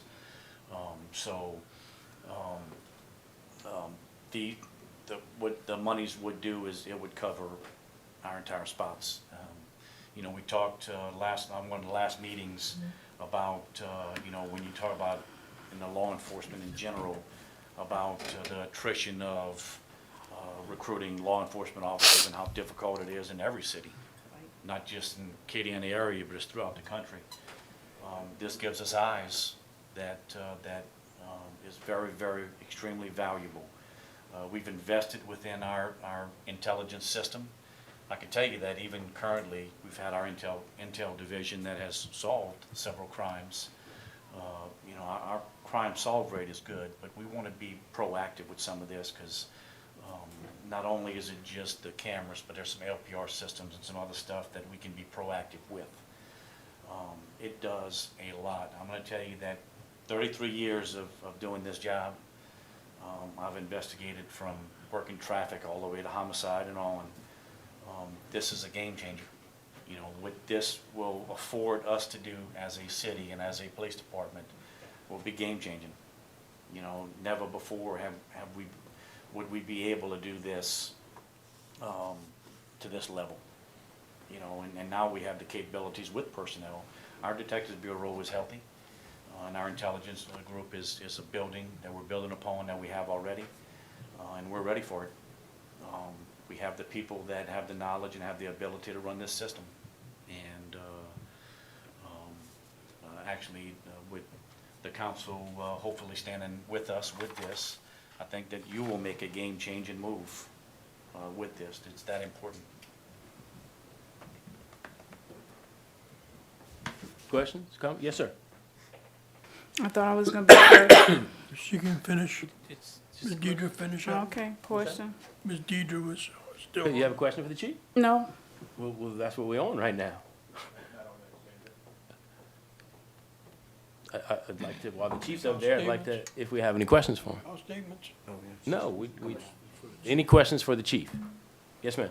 So, Chief, Yes. if we get these cameras, we have enough personnel that will be able to monitor these cameras and we'll be able to react a lot faster.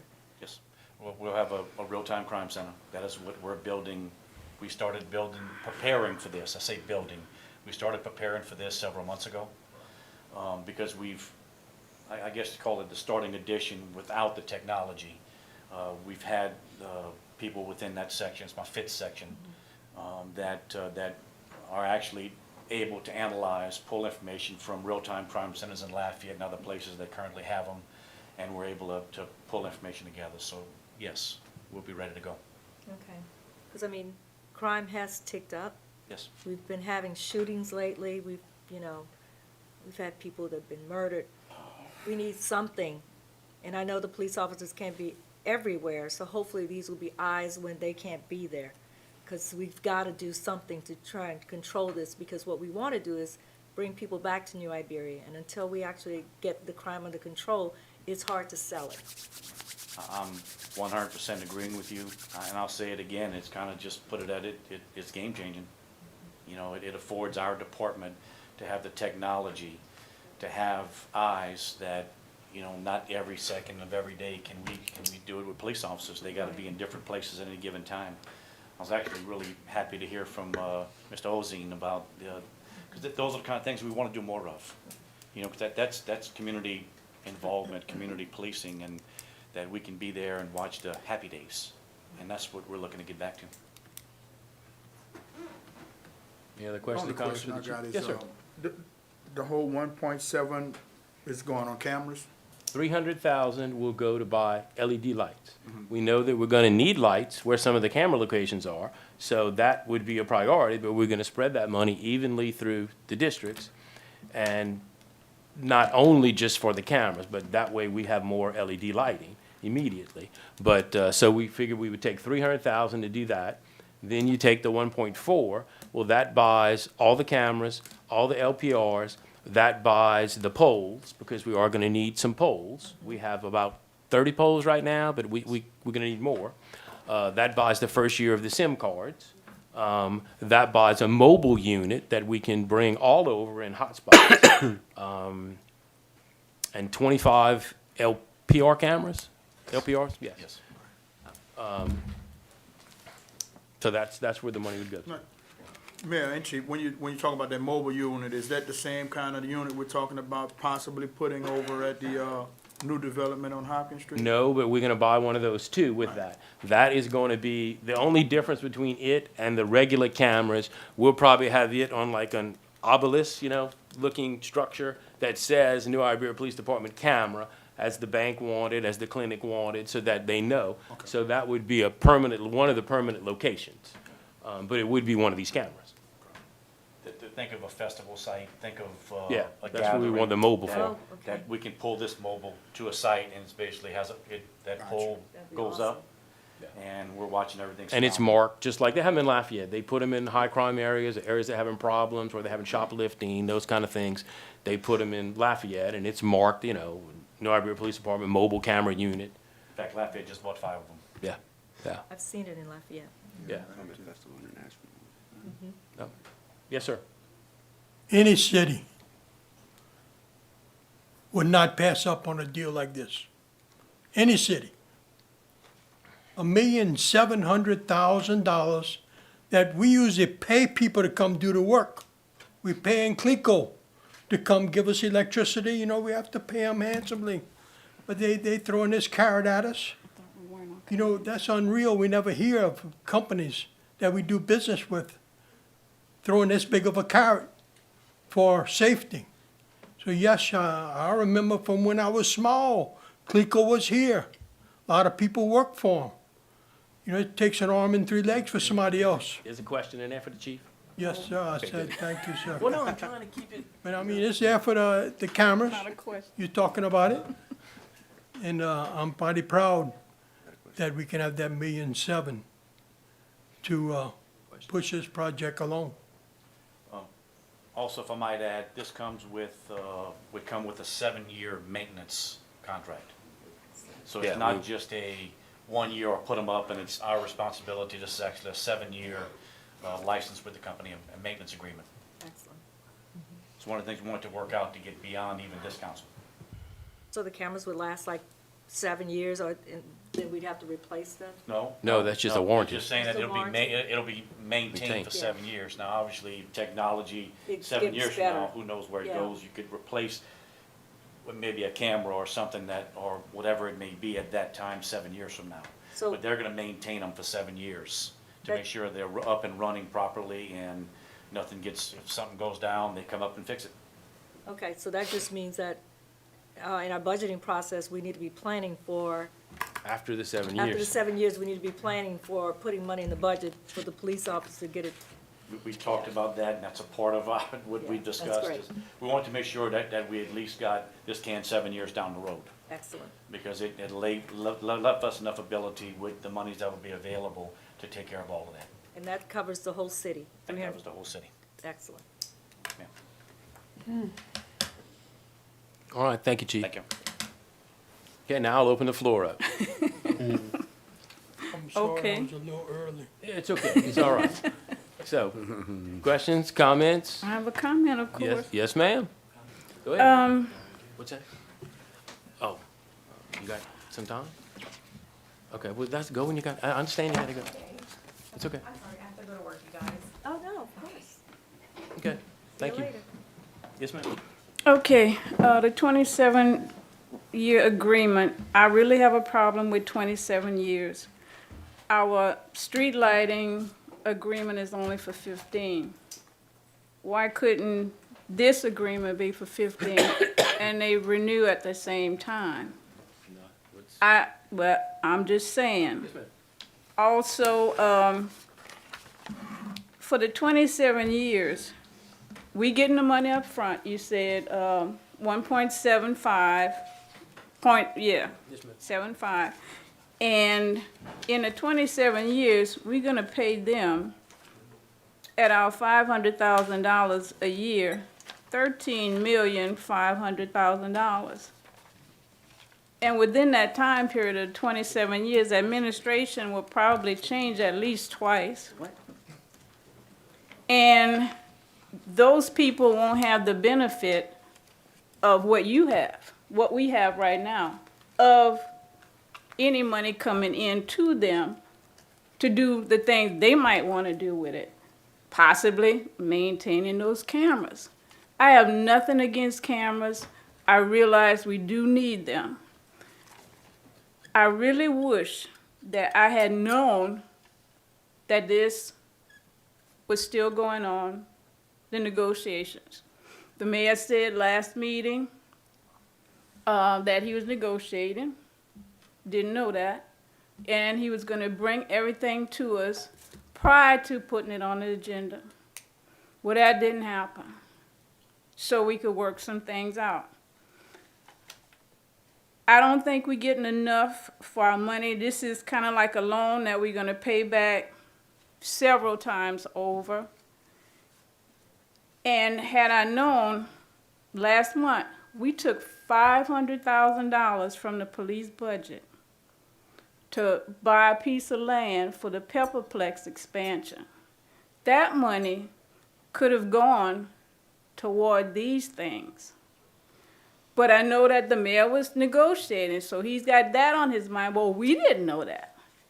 But it could have been, you know, that money was already with the police department. And they were definitely in need, evidently. I mean, crime is up and everything. And that could have been something, a down payment on this particular thing.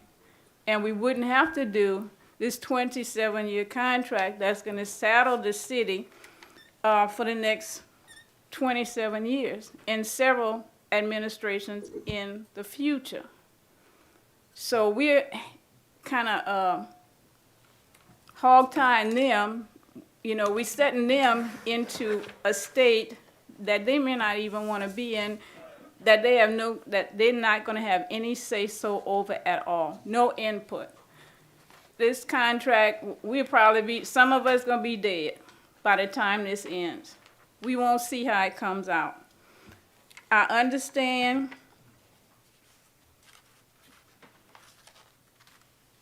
that we need this, but 27 years is too long. If we would go 15 years, we're still paying them $7,500,000 for the year for the lighting that we have. And that doesn't include the LED lights that our mayor's gonna purchase, the city's gonna purchase itself. Those that they're not gonna replace, they're only replacing, I think, 200 or something like that in a year. But yet, we'll replace them, and then it becomes theirs. So we're actually buying it for them. We're giving them more infrastructure. I have a problem with that because they're supposed to maintain and do upgrades because it's the stuff that they own. You know, you couldn't do that with your car. You know, ask somebody else to pay for it after, you know, you dogged it out. So, and overseeing the lights, the main thoroughfares, quarterly, every 3 months, every 4 months, they're going around just on the main what are the main thoroughfares? And then they're gonna donate only 2 hours a month to look around in different areas to see what lights are off. 2 hours in a month. But we paying $500,000 in a year, but they can only give up 2 hours a month and quarterly checks on the main thoroughfares. I have an issue with that too. I'm just saying we have 2 years left on our current contract, and maybe we could find some creative ways to get the money that we need for the cameras that wouldn't set us up for the next 27 years of paying. And I can promise you that within this 27 years, probably in the next couple of years, rates are going to go up. So it's going to come out of all of our pockets, you know, because of what we're doing right now. We're going to pay higher rates. That's pretty much a given. But we're not going to be able to get this money up front in the next 27 years. We're not going to get anything. but we're gonna need stuff. So I think we need to think about this long and hard. 27 years is a long time. And making decisions for other people, other administrations in the future, I don't think we ought to be doing that right now. 15 years is plenty, a long enough time. Thank you. Yes, ma'am. I think someone over there, Mr. Brewster or somebody Proceed. before me, I don't want to take, You That's go good. ahead, I said a little bit. You can take about two. okay. First, let me start by saying, to Jeff, thank you, because I know that I'm the person who wrote a bunch of these questions, and you did get a lot of what I asked for in this contract. So I appreciate that because, you know, that I know we went back and forth. So the fact that you were able to keep some of this in the contract, I do appreciate that. I was a little disappointed that the period was just for 15 years, although there is a one-year renewal unless somebody signs something saying, or terminates it. I was hoping that there would be something that said we can renegotiate, but I'm assuming that if they terminate this contract, we have the ability to renegotiate our electric service agreement and our streetlight agreement. Because if they terminate it, I'm assuming that that means that we gotta start again. Just make sure I'm saying this correctly. Yes. Okay. That's what the law allows, and either party can end it. It does say in the franchise that we will have, during the franchise term, a service agreement and a lighting agreement. So, in other words, if they sent us a letter saying, we're terminating, they gotta renegotiate with us, because we're still, okay, I just wanted to clarify that, so that's a good thing. Because then, you know, at that point, the things that were asked for in this contract may not be the most important things in the future. We can negotiate for other things, because technology changes so quickly, we may want to have the opportunity to change that technology. So the 15 years in some ways seems like it's, you know, why did they do that? But on the other hand, when you think about negotiating how technology changes, that could be a benefit to us, because now we have the ability to go back and renegotiate and get some even better technology while we're in our franchise agreement term. So the other thing I will say is, and I don't want us to confuse the issue, because the one thing that we've all learned through this whole process is that CLECO doesn't set the rates, the Public Service Commission does. And so I think what we have to do is, we got to change our Public Service Commissioner. I mean, as voters, it is our job, I'm going to say it like it is. We need to change our Public Service Commissioner, because he is not serving us well. And I don't have a problem saying that, and I'll tell him to his face. No agreement is going to be perfect. There are some things in here I wish they would have gotten in here. I'll be honest with you guys, and I'm saying this to the public because I know I raised hell in those meetings to try and get us the best possible deal we could get. We don't have the votes to stop this, though. So just be aware of that. We have done a good job of getting things in the contract that was never in the contract in the past. But we don't have the votes to stop this thing from moving forward. So I want everybody to understand that. And if someone wants to talk to me about it, I'm happy to talk about it. But I know just from talking to some of my council members, we're not all on the same page, and so there's not enough votes for us to stop this. So thank you for getting as much as you could into this contract. That's all I wanted to say. Next. I'll just say a couple of words. I mean, I didn't say much. I've been sitting here listening. Dee, you're right. There is things that we did not have before at all. And I say we, but we put up a good fight and negotiated with, Freddie did a job, and Jeff, and so forth. But when it comes down to the years, look, I don't know if it's 2 years, 4 years, 8 years, 27 years. We don't know what's going to happen next year. Right. So our police chief is up there. We need to be proactive. And right now we have a chance to do something good for our entire community. I'm on board to just step up and do it. Period. That's all I'm worried about now. I'm not worried about what's happening 27 years from now.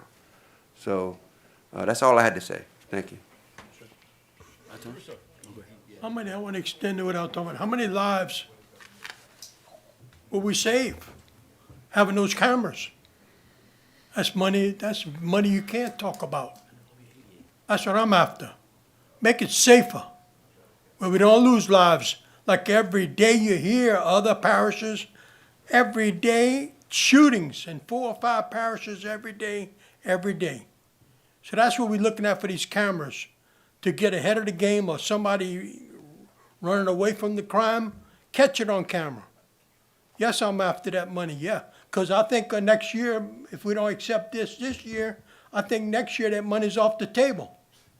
We don't get $1,700,000, and I don't think we're gonna get much better than we have right now. Ms. Dee, I appreciate you extending it as far as you did. And Ms. Deidre, about some things y'all brought up. I thought it would never go anywhere, but you got something done. I appreciate that. But there's something we're looking at here that if we don't react on it, it's gonna be gone. And let those cameras work. They won't catch me. I'm sleeping at 8, 9 o'clock at night. But let those cameras work, and how many dollars we gonna save on the whole community, save by catching those characters. So I hope I didn't overstep myself, but no, we want to give thanks. Yeah, Mr. Lawyer, y'all worked a lot. Mr. Mayor, Jeff and Mr. Mayor, y'all worked a lot on getting those things pushed that we never had on the first round. Well, I guess, I've heard a lot. Man, we've been kicking the can down the road a while. The question is, who's getting the benefit? And from what I gather, so me and Dustin, we got a lot in common when it comes down to right now. I'm more concerned about what's happening now in our community. And I heard somebody say that we're legislating for future councils. Well, when I got here, people legislated for me. I've never seen a government that did not legislate for future council. One thing I hate about government, we gonna pave the roads and somebody else gonna get the credit. And it goes the same way with other things in government that we do, that we allocate funds for, and then we walk out of here and they say, whoever sits here, man, you did a good job paving that street yesterday that Marlo voted for 7 years ago. You know, but that's the way it goes. Me and one of my mentors was talking today, and he was talking about somebody on a state level that, he said, man, go take a picture of that road that I got paved, because now it's your road. You know, so the elephant is, it's the truth. We work for the future, but we also have to satisfy our constituents now. And I think you said the charter said that the charter was voted upon to give us power to vote on this matter, right? But it was, the people voted for the change of the charter to give us the power. So when we vote, we're voting for the people, right? In a sense. So I guess what I'm saying is, I personally didn't get not one, and I've been saying this for 7 years. When I get calls and people say, don't do this, don't do that, that's who sent me up here. I didn't get one call to tell me not to do anything. I'm more along the lines of getting the cameras, getting it done. I can talk about the future, but I'm not a prophet. But what I can say is that I know that when we get our crime settled down, we have an opportunity to bring new businesses in, which will bring more money on the back end anyway. That's my hope. And it's just a hope and a prayer, you know, so I'm on the side of the cameras, and I'm on the side of securing our community, making it safer. Well, the money is not a secret anymore. Securing the money so we can make our community safer. That's what side I'm kind of leaning towards. And I'll be honest with you, I'm a little biased and a little selfish. I want to be able to say that I've done it, even though somebody else going to say that they done it because I'm going to be gone. But I want to be able to say that I've done it with this council and this chief and this mayor. That's kind of my take. So I just kind of keeping it real with that.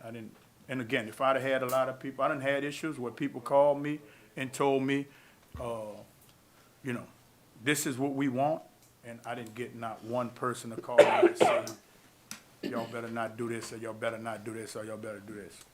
Because this is how this thing go.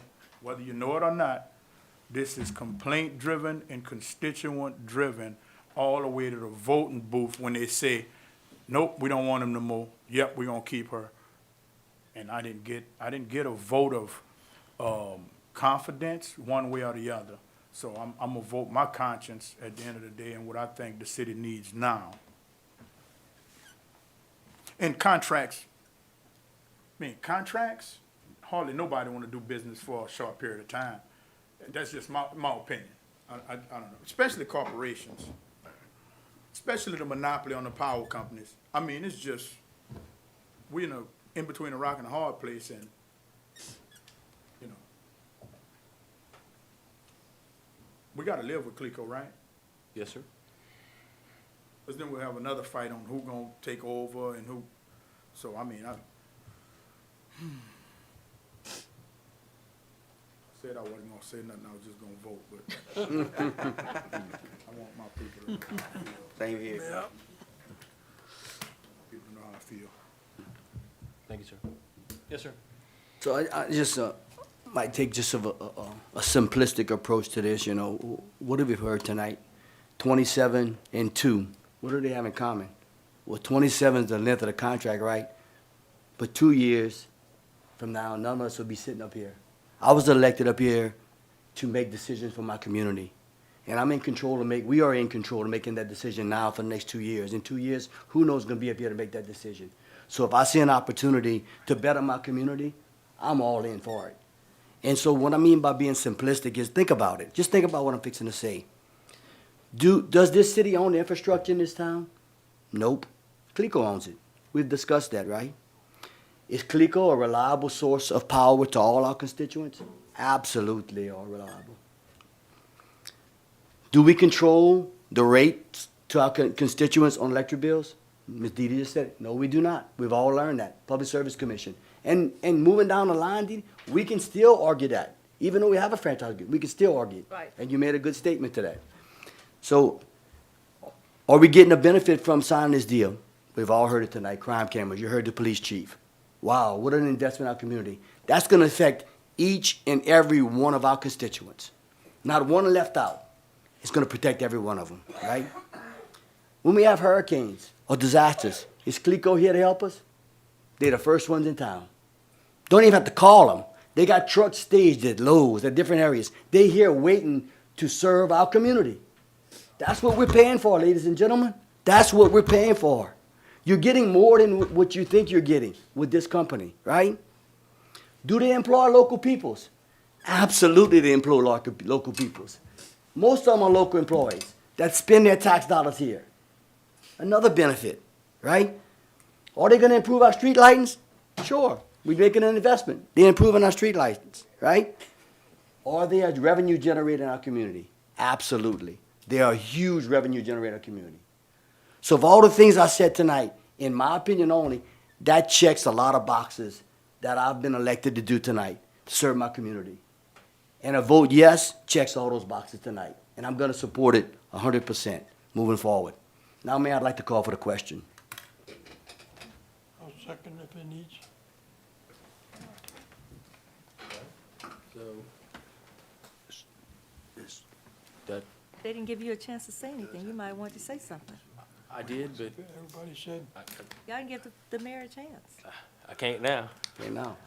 I mean, No, and now we vote on whether or not to call the question. That's right. And it takes a 2/3 vote, which if you have 6 present and voting, is 4 votes. That's right. To Okay. call for the question? so I have a motion on the floor by Mayor Pro Tem Ricky Gonsalas and a second by Councilman David Broussard to call for the question. So, vote your machines. I can't say nothing. Fails. Fails. So you have to. We wanna hear what you gotta say. Yeah. Yeah, if the No, call for okay. the question fails. Okay. So we keep talking. All Yep. all right. It's still industrial. Discuss it. Okay. You done? I'm done. You done? Okay. All right. Well, I do have a few things that I would like to say. And it goes like this, okay? 3 years ago, I saw the opportunity to bring Clico in and say, okay, we need crime cameras. You know, the chief and I have seen for probably the last 3 years, that's why I did this, that it was harder and harder to hire police officers, and that our crime is down where it was from when we took over. I'm proud of our police department, but it ain't where it should be. It's not where the chief or I want it to be. And so we saw things 3 years ago kicking up. We started seeing the whole atmosphere of being a police person change, okay? We started seeing communities defunding the police. We started seeing issues where the police were always wrong. Everything trickles down. Our local community felt that same pressure, not from the community, but our police officers. You start seeing that people don't want to be cops like they did before. And that's the God's honest truth. And thank God for the men and women that we have and that have stuck with us for the 5 years and that are doing the job. But did we start noticing that we were shorthanded? Yes. Did we start comparing to every other community around Acadiana? Much less I'm local, okay? I'm the most provincial guy. I'm the man in New Iberia, and I don't care what happens in Washington, okay? But do we look around Acadiana and see that that's what's happening? Did we see an uptick in shootings? Did we see an uptick in crime? Yes. So the chief and I, we got to find something else. We need some other weapon. We need something on our side that is going to stem the tide of what's happening and that is going to keep us safe, number one. But number two, give us a community. We're trying to grow this place. You don't grow if you don't spend money on quality of life. You don't grow if you don't invest in your infrastructure. But you damn sure don't grow if you're not safe. You damn sure don't grow if your people are worried about their property, their well-being. You know, new people aren't coming. When you make the news every day and it's not for something good. Now, do I think the news is biased because we don't have a TV station here and they all come from Lafayette the minute something happens? That's a whole nother subject. But are we in the press too much for crazy stuff? Yes, we are, okay? As the guy who's got to sell this place, the guy who's brought new businesses, who's brought new people here, it ain't easy.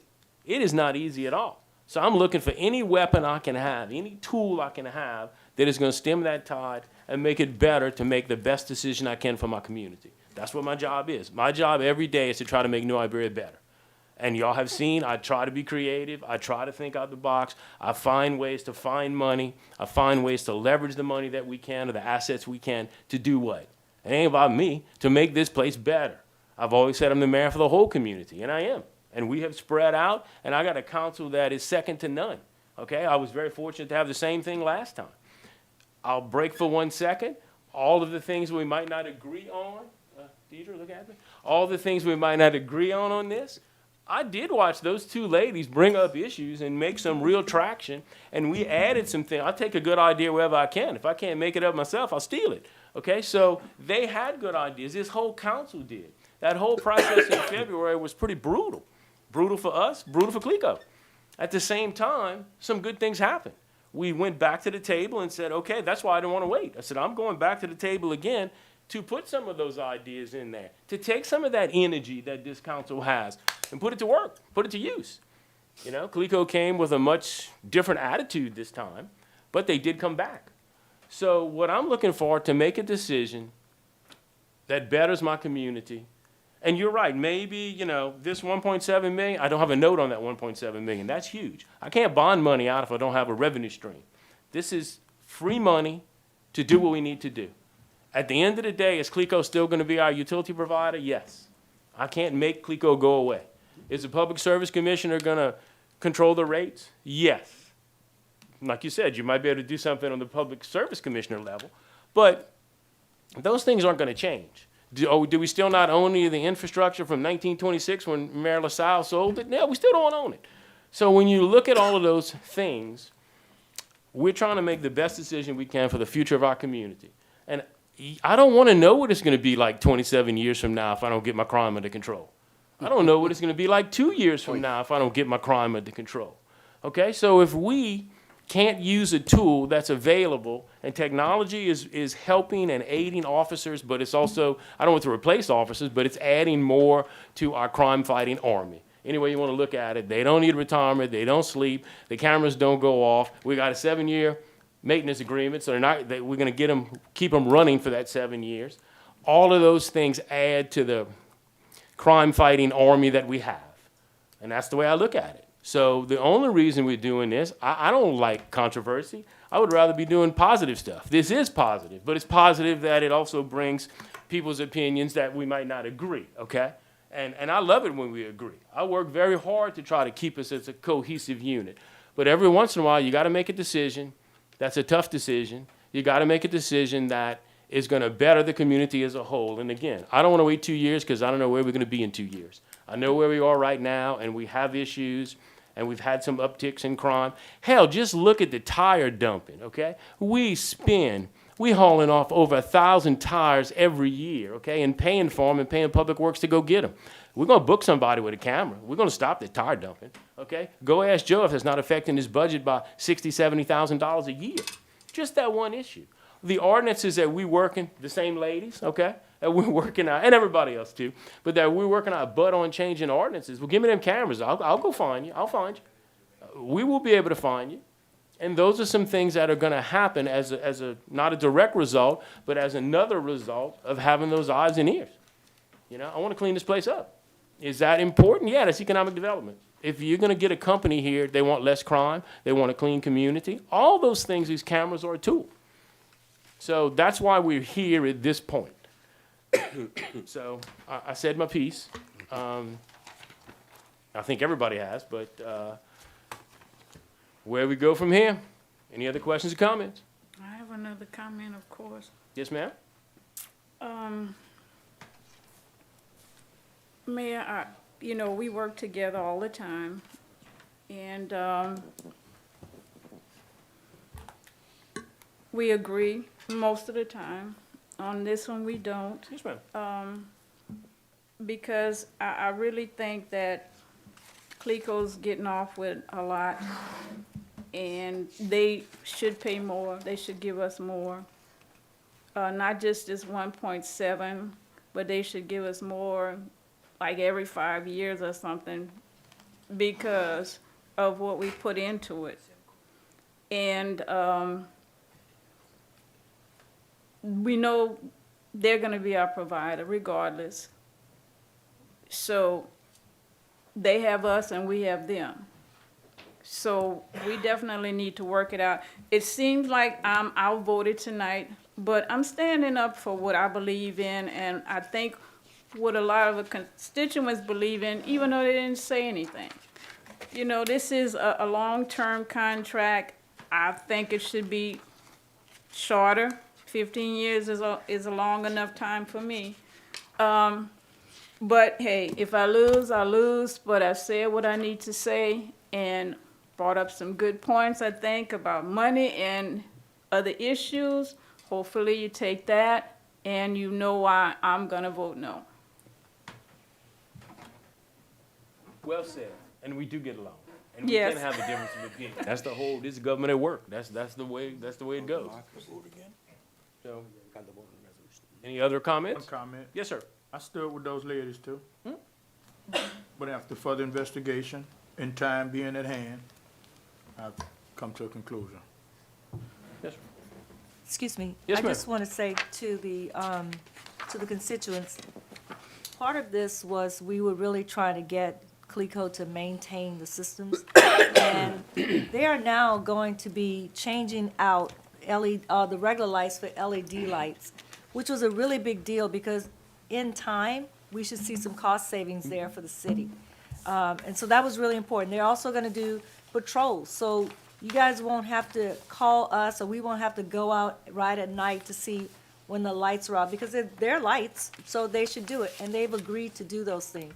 And then we're gonna have, from this signing bonus, we're gonna have the ability to put lights in places that are really dark. I know in my district, I have some places where I need some lights because you can't see down these alleyways or these streets. And so, anybody who was here back in February and attended any of the meetings, you know that I raised hell as much as I could to get as much as I could for the constituents. We did. And not just one meeting, multiple meetings. As a matter of fact, I'm sure Willie, when he sees me, he cringes because it was brutal. He's not And- here. Yeah, exactly. That tells you a lot. He's not here tonight. But I want the constituents to know that we're not giving up, and we do get 4% of that, the money that's collected every year that we put back into the city's budget so that we can invest into our community. But the whole thing about the rates, that is a Public Service Commission issue that we have to go to the ballot box and address. But the fact of the matter is that we all want to feel safe today. We have a lot of elderly people in our community that they don't even sit outside because they're afraid of bullets passing them by. And so I want people to know that, we got some things, that's part of negotiation. We got some things that we never had in the contract that is going to save the city some money. And at the same time, we're not going to get everything. That's what negotiations all about. But we are going to get the ability to make this community safer. And I hope that as people look at that, in 5 years, they'll say, I am so glad they voted for those cameras because the crime is down, the city's growing, and I feel safe to sit outside on my porch again. So I'm not going to vote no tonight, and I want my constituents to know that because I do believe that we got the best that we could get, and we worked hard to get it. We got the best that we could get, and we're going to get even better because we're going to make this community safer, and hopefully that's going to draw more people. And some of the people that have left this community because they said it wasn't safe, Right. I'm hoping that some of those people will see that it's time to come back to New Iberia because we got a lot of great things going on. Thank you. Anybody else? Oh, closing comment? Have another one? Yeah. Just to say, I'm not against the cameras at all. Just the length of time, the 27 years and the amount that we're gonna pay in those 27 years. That's my thing. Yes, I want a safe town, but I'm gonna vote no because Yes, ma'am. of the 27 years. Okay. Anybody else? Then I'd ask you to please vote your machines. Thank you. And as always, a really good discussion. Thank you. 6F. Introduction of ordinance number 2023-31, an ordinance authorizing the city of New Iberia to enter into an electric service agreement and street lighting agreement with Clico Power LLC and setting for public hearing on November 21st, 2023. David and Dustin. Did we not do that? No, No. this is wait the a second. second This part. is for the pair of. Just leave it to That's what I'm saying. I thought we had done them all. Right, okay. If you leave them. Oh, I thought we didn't have a quorum for a second. They were both getting up? No, I only throw my trash away. No, I told myself, Okay. I thought Mr. Broussard's going to bed already. Yeah. Yeah, you just let everybody know what Well, time we to still go have a to sleep, quorum. to go Okay. to the house. I would need a motion. Yeah. Motion. Second. Motion by Councilman Marlon Lewis and second by Councilwoman DeeDee Johnson-Reed. Discussion on this item. Oh, that nervous? It's like we don't have enough people. Only discussion on this item is they are gonna patrol. I just think they ought to patrol more than 2 hours a month in our fair city. But we did get them to agree to patrol. That was, we helped negotiate that part of it, Yes, ma'am. because it was no time. Agreed. Thank you. Anybody else? And we're gonna have newer technology, because the LED lights will be coming in. And we get our Public Service Commissioner to get them to change some of that structure around LED lights, that cost structure, that's really gonna save a lot of money. Mayor, can I, Yes, sir. and I think we still need to try to find out what Mr. Swesh, the representative, had some more technology that he wanted to offer to the community that we didn't That's exactly right. get a chance to, Yeah, as a matter of fact, yeah, they had some more. As a matter of fact, I was hoping to see, when we had that meeting, when I was on the call, when he said, I'll give you 20. I was like, 20 more poles or whatever in your community? I don't know what happened to that, but I was That didn't hoping. fly. That's gone. But I will say that Clico's got some good technologies that are gonna be coming out real soon. I'm excited to see that they're interested in putting some of it in New Iberia. We're one of their largest customers, so that's a great thing. And so hopefully, we'll be able to move forward with some new technology, because nothing like new technology to bring the people to our city, because they see we're progressive. Yes, ma'am. Anybody else? Then please vote your machines. Thank you. Okay, Jimmy. Come on. Property standards. Clerk, 7A. Revisit the state of buildings located at 620 East St. Peter Street, District 5, in action. Resolution number 23-175. All right. I'm gonna, Okay. Jimmy? Yeah, let me get a start. motion. I will let you start. Okay. Today, I called the lady that was here at the last meeting for this house, and she told me she sold the house. So I have the owners here. Okay. I was lucky enough to find them. They live across the street from the house. So they just purchased the house, okay? So, Roblin, y'all wanna come up? They wanna fix the house. So I talked to them about boarding it and getting it secured. Oh, yeah. So, Okay, so, Mary Bunt, Yeah, you can. okay, Go so ahead. you guys in my district, we definitely will not vote to demolish your house. We're gonna give you time to fix it. I hate to even say this, but ugly meets code. So if all you can do right now is board it until you have, you're ready to do the actual work, please board it, because if we see people going in and out, that means that we have a safety issue, and that's when we're gonna have to step in again. So if nothing else, please board it, and you definitely have our blessing. The one thing we don't wanna do is we're not in the business of tearing people's houses down. We don't wanna do that, and you guys just bought it, we wanna give you time to fix it, but we also have to protect the public. So, Whoever y'all catch, I take him to jail. We ain't give him permission. okay, but board it so they can't get in, and then we won't have that problem. So, definitely, if you go ahead and get it boarded, that's all we're asking, ugly meets code, until you're ready to do something. When you're ready to do it, take the boards down, come get your permit, and we're all behind you guys, because we don't want to tear it down, we want you to restore it if you can, okay? Thank you. Mayor, question. I just want to, if you don't mind. hang on one second. and I don't just- think we finished it. No, Oh, no, I have a Oh, no, we hadn't started yet. We hadn't had a motion yet. We haven't had anything. Yeah, we got a little ways to go. Yes, sir. Honestly though, this is what we're looking for. Young couples to step up, take a property and bring it back to a nice place to live, for y'all to raise y'all family, for y'all to live, whatever y'all wanna do. If y'all decide to fix it and rent it, whatever y'all decide to do, but put it back into commerce. Y'all helping our city. Y'all doing more than y'all know by taking on this project to help beautify the city. So I'm like Ms. D, and me and Dee Dee both have been working on housing and how, where we can find resources. We just came back from a conference, Louisiana Housing Corporation. Most of the stuff is for disabled and older people, but just that channel, through me, through Ms. Dee Dee, of trying to find some resources to help y'all get it done, All right.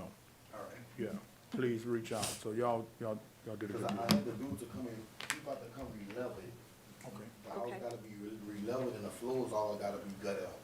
So that's what he gonna be coming do in another week or two. Okay. It's So a I'ma come personal get a permit. project. It's a Okay. personal I'm project. gonna come get a The permit. house was my Good.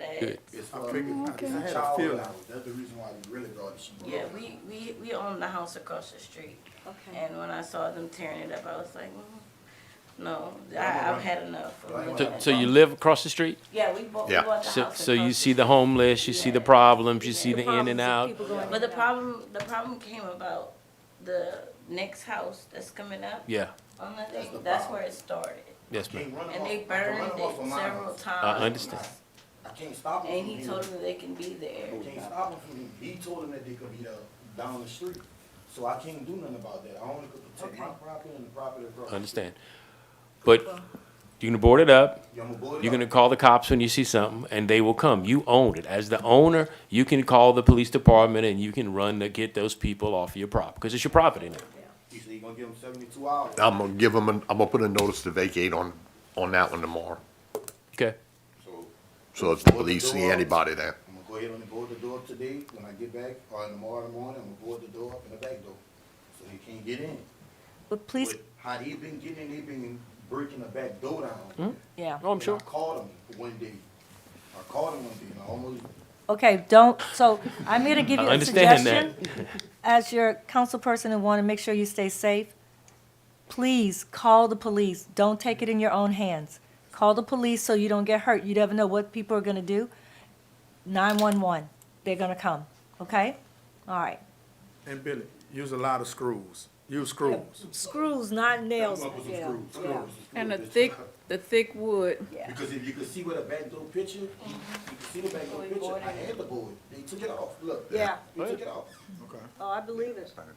Yeah, I believe it. But call the cops when you see them on your property. Just call 911. Yes, ma'am. We don't want you guys to get hurt.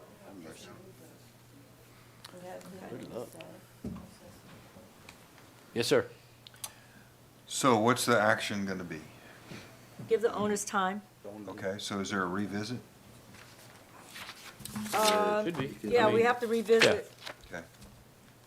Mr.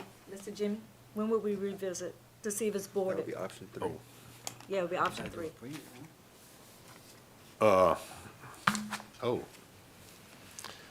Let's see. You wanna do January the 2nd? Y'all good with that? That's enough time? I got a question, Okay. Jimmy. Huh? Okay. I have a work in progress. Okay. There you go. And do we have these guys' names? And Hold you on. I got it. got all Okay. the information? Yep. Good.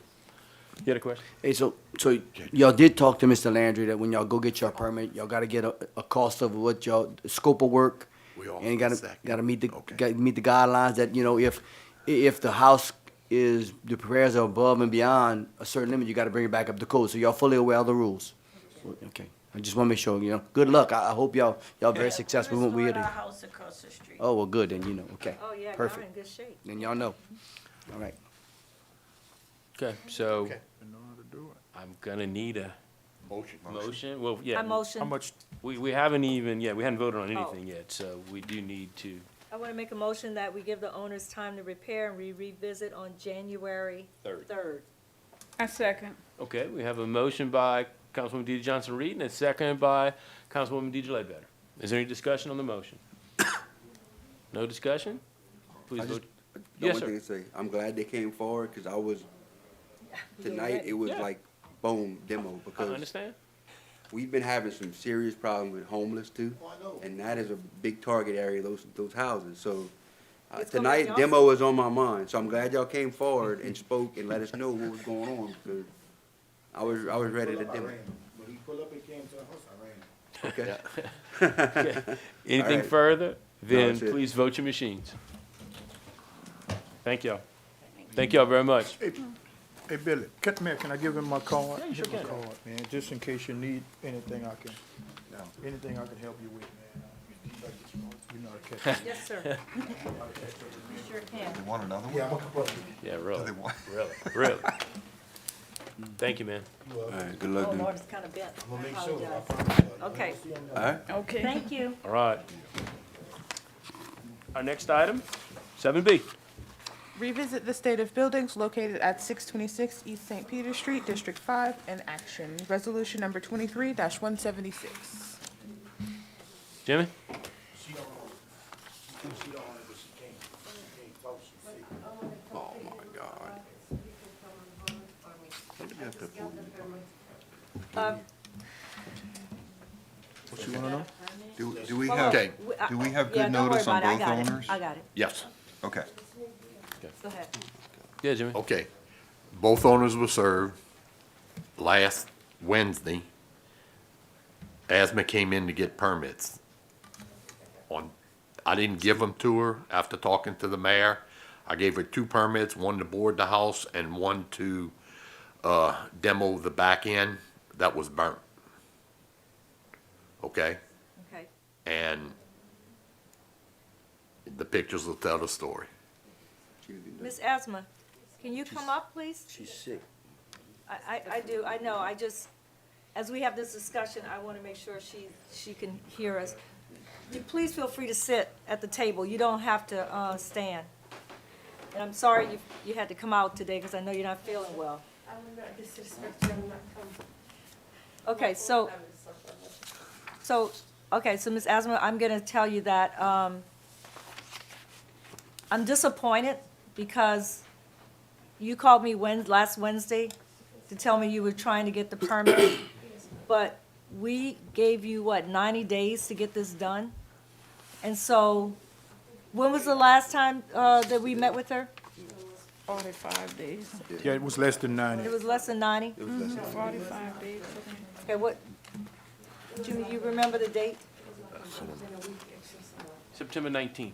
Okay, so September 19th. Is that correct?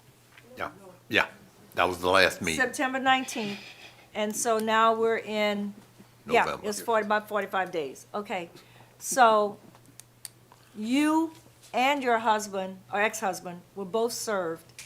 So either one of you could have boarded this house up before tonight.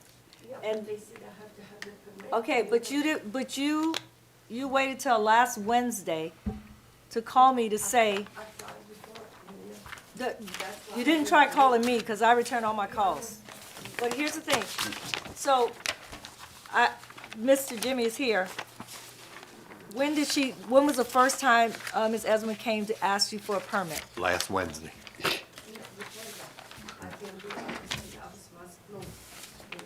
That was Wednesday. No. Wednesday was the first day you came. So, Out of town for 2 Right, weeks. that was Wednesday. yeah, but before that, I was No. there twice. so I don't Okay, remember so- seeing you before. so you never called, so why didn't you get it the first time you went? Let me ask that question. And they were closed. Okay, and so, We've been suffering a lot with them. okay, Most of my family with the flu and the COVID, and I couldn't go nowhere in public. Today, I'm sorry, I hope none of you get catch it, you know. I'm not myself, I have a fever right now. Almost okay, 1.3. well, I did tell you, you didn't have to come out tonight because you were ill, because I didn't want you spreading it around to the rest of the people. You could not get hold of them. But, okay, so, here's the thing, Ms. Esmond. The problem is that, once again, it is the very last minute that you guys are trying to get this done, when you could have done it the day after you walked out of that meeting. And your husband hasn't been sick, that I know of. He could have done it. Tomorrow he got an operation. Okay, but neither one of you did anything. You didn't call me 15 days in? To me, it was like lack of money, like others with it. But when we, I have to deal with all okay, the expense. I understand, but do you remember the last time you assured us? You pretty much promised us that we were gonna get this done right away. And so now we're 45 days later. This house is still a problem. I rode by there. There were people coming in and out of it, and it's still a problem. And I got the plywood, and I got the long But- nails, and I got everything there. Okay, so you got it, you got the permit last Thursday afternoon. Yes, ma'am. What happened over the weekend? Why didn't anybody do this? Nobody, as a matter of fact, I went to a couple of guys this morning to their houses, and they were not, they said, until next week. they're not gonna do this." But do you understand what position you're putting me in? Because you had 45 days and you wait till less than a week before you have to come in front of council to even come to get your permit. It's gonna be more, within a week. But that's what you said the last time. I know, but I never know, I have to get sick, me, the kids, most of my family were hospitalized, between 3 hospitals. Stop My him from kids, my buying that grandkids, stuff. everybody. Oh, you can't buy shit. Some COVID, some the flu, some, and plus the lack of. Listen, financial I was bad. understand, Ms. Esmond, but in a situation like this, if you own a house that you can't fix, then you have 2 choices at that point. You board it up and make it secure, or you sell it, so it becomes somebody else's problem. Because, the problem is, tonight's the revisit, not tomorrow and not next week. It's tonight. It had to be done by tonight. And so, you assured us that it was gonna be done, and we're right back where we were in the same situation as we were in the last house. It would not hurt one more time, you know, I'm gonna do it, but next time you would be proud, no. But Mayor's fault. you know what? Disappointed. I'm really sorry, but I feel like I've had this conversation with you many times, especially about the last house. I tried everything, gave you several extensions, and none, the work never got done. We ended up having to demolish the house afterwards. Last house, I have people. But this, They're but, gonna be testifying, that they leveled the house. We put windows and yet they can't and demolish it without any notice. I never got any notice that they're gonna demolish it. I was in Okay. the hospital with my daughter having a baby. But they demolished it, I never received any notice. I but never do you see, received do you, any notice. do you, the one thing I want you to realize is that life happens. We all have family issues, I know and what the I'm saying. fact I is did. that, I went to that place and they can show you that I went and got glasses for all the windows. We did the windows, we did everything and yet but you, they what you demolished didn't do, Ms. Esma, was the one thing that we asked you to do, which was board the house and make it secure. But I That's the support- one thing that didn't get done, and so at some point, as a council, we have to make a decision on behalf of the public. We have to protect them from homeowners or landlords or property owners, I should say, who don't do what they say they're going to do.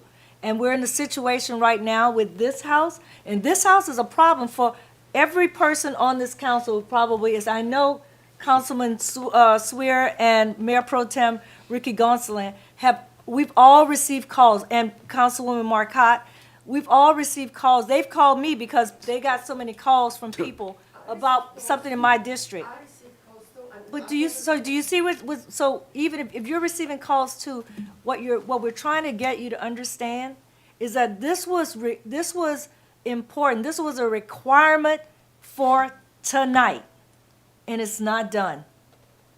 It was a requirement. And so where we are right now, I'm gonna let other people say, but my recommendation isn't gonna be in your favor. Because this was a requirement for tonight. much better than the house before that one, condition-wise. My But they house just is bought the really- house. You guys have owned this house for over a year. What I'm saying, and you're giving me a chance, but my house is still in a better shape than that house. It was doesn't, before. no, that's not why we're giving them a chance. We're giving them a chance because they just bought it, and they showed up tonight, and they said they want to fix it. Just like when you came in and you said, I want to fix my house. And I said, we're going to give you a chance to fix it. I was on your side every single, not just me, other council members too. We're on your side trying to make sure that you were able to fix your house. But now we're in a situation where you promised us the last time. Tonight was the deadline, and now we're going to have to make a different decision unless these guys change their mind. So I'll let you guys go ahead and make your comments. I already got the plywood, I already. got Comments? this. Make your motion. Oh, I just- other people might want to have something Yeah, to yeah. say. I'll make a short comment. Yes, sir. So I'm like, and Dee Dee knows that we had this discussion, and I've got several calls, and I just resorted to calling Ms. Dee Dee, and letting her handle it, and she's bombarded with it. I mean, it's a problem, and we had a discussion, and we looked each other in the eye and said, you know what, next time it's gonna be different if she doesn't do nothing. Didn't we say that? Yeah. And so, what really made me the decision is right before you, the gentleman that came up and said he can't stop next door to his house from vandalizing because they're hanging out at your house because you didn't board yours up. So, I mean, it's a problem. It's a problem created for other people, and we need to try to do what's best for the whole community. So I'm behind whatever Ms. Dee Dee decides to do. Anyone else? But I already got Okay. everything for. Yes, sir. within a couple of days it'll be done. If we're, Within go- a couple of days. if we're gonna vote to demolish, I think you ought to say, she has 30 days to demolish. If she doesn't, we will, Okay. if that's the choice. And there's Okay. no I wanna revisit. fix my No, house. no I wanna revisit, fix my no house. revisit. It deserves to be demolished. No revisit. Okay. It's All right. not life in that situation to begin with. It's a solid house. I wanna fix it. I wanna borrow it first, then I'm gonna fix it after. I already got two, what do you call them, permit from the city yesterday, the other day. Two permit, one for demolishing the utility building on the side and one to borrow. I told Mr. Jimmy, he was online too. I told him I'd rather get the glasses and put the glasses. He said, no, borrow it. I said, but I'd rather get the glasses. He said, no, go get the border, permit to borrow it. I said, okay. Although half of them, they already got the glasses. We already put the glasses on. So one more chance will not hurt Go through the nobody. pictures. Mr. Jeff, you mentioned out loud that 30 days, no revisit, tear the house down. If they're ever done in 30 days. For that. Mr. Dave, you flip-flop all the time.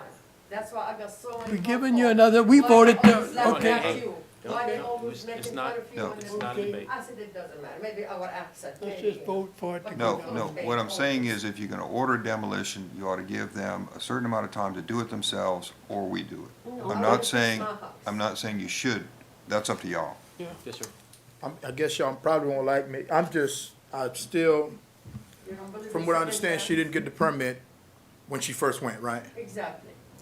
But I called her, she And it came the happened next so day. many times before, 12 times. It took me on the first house to get a permit. She 12 called me. times. Everybody knows I'm that. with you 100%, Councilwoman- Dee Dee, on Councilwoman your Lewis. reasoning.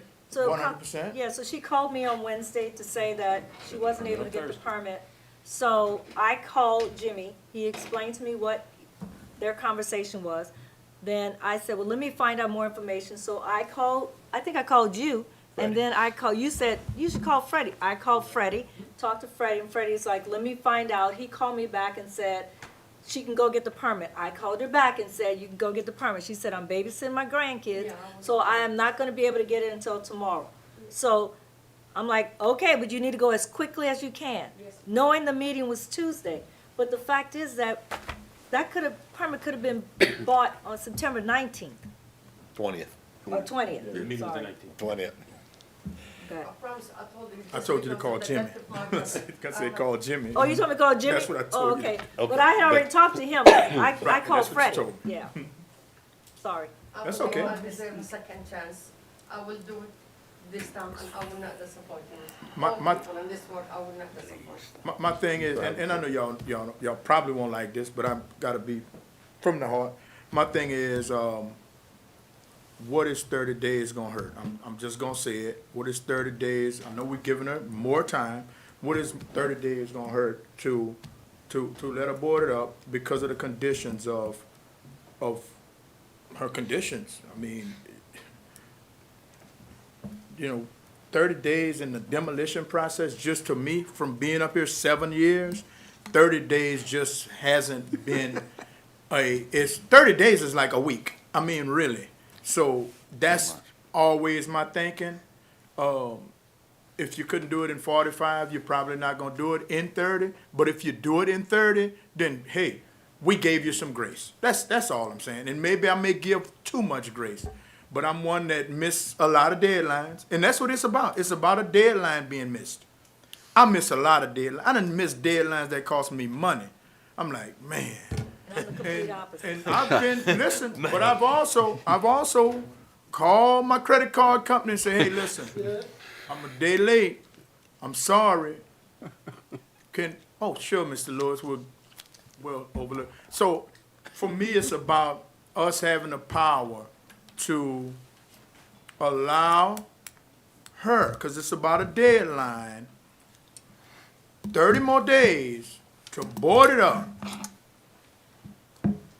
That's it. I mean, I just have, and maybe my passion won't take me past city, or my compassion won't take me past city council, but my conscience is telling me give her 30 days to board it up, because we have that power as a council. So I'm gonna do like you with the Clico thing. I'm gonna vote no, I'm abstain, because I just feel like, and I'm still stuck with this in my mind, tearing down somebody's house is the most drastic thing we do. And I still feel like, personally, there are some houses that need to be tore down.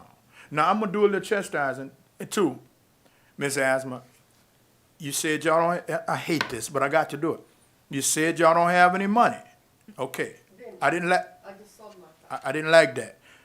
Because, I mean, I'm just saying, as a family, y'all still got enough money to keep buying these abandoned properties and just leaving them abandoned.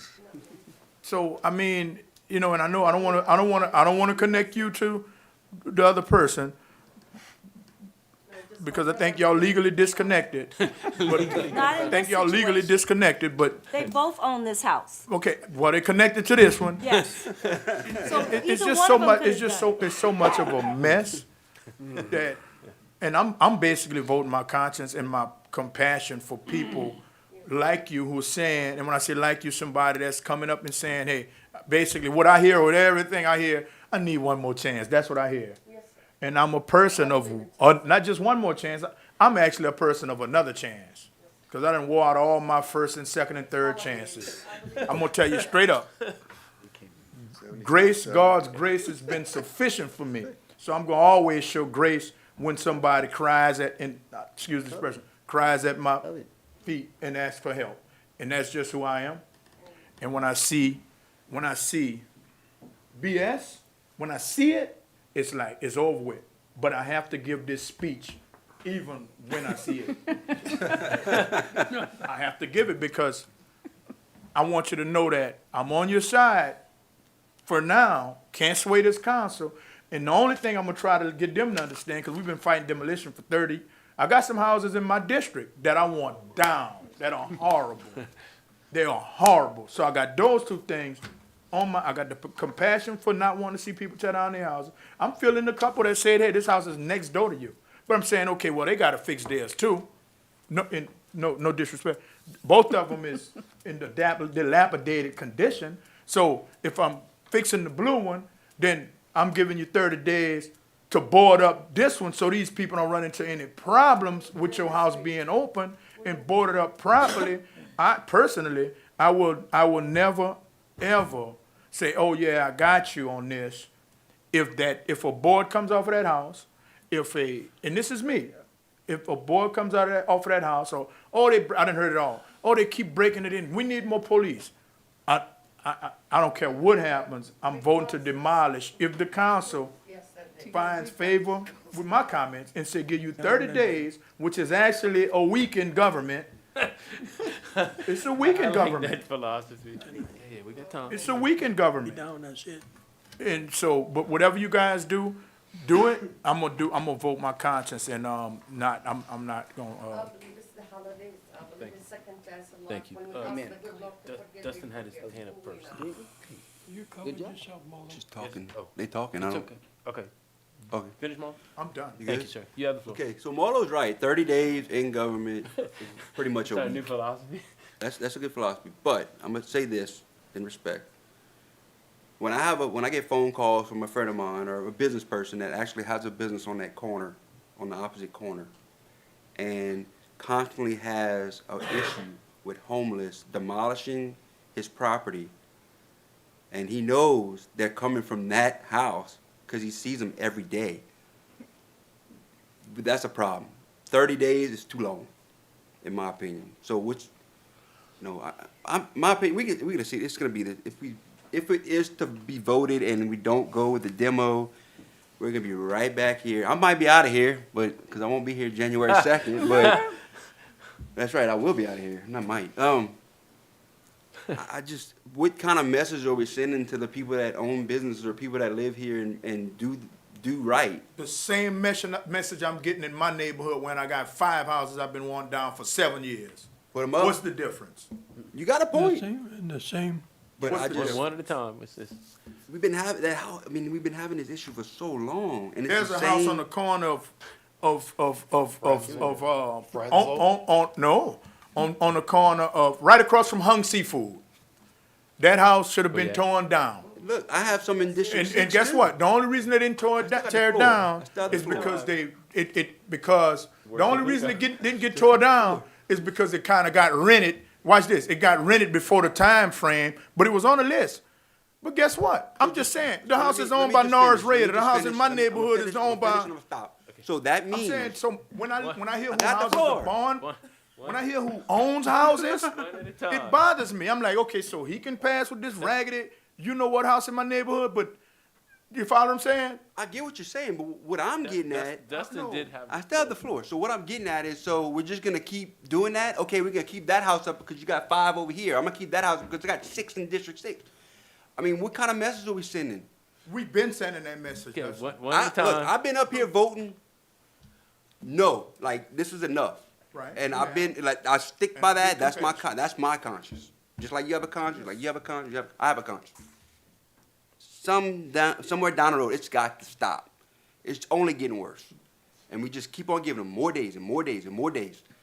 It's a never-ending Hang on, cycle. hang I'm on. done. I just said what I had to say, I'm done, I don't wanna talk.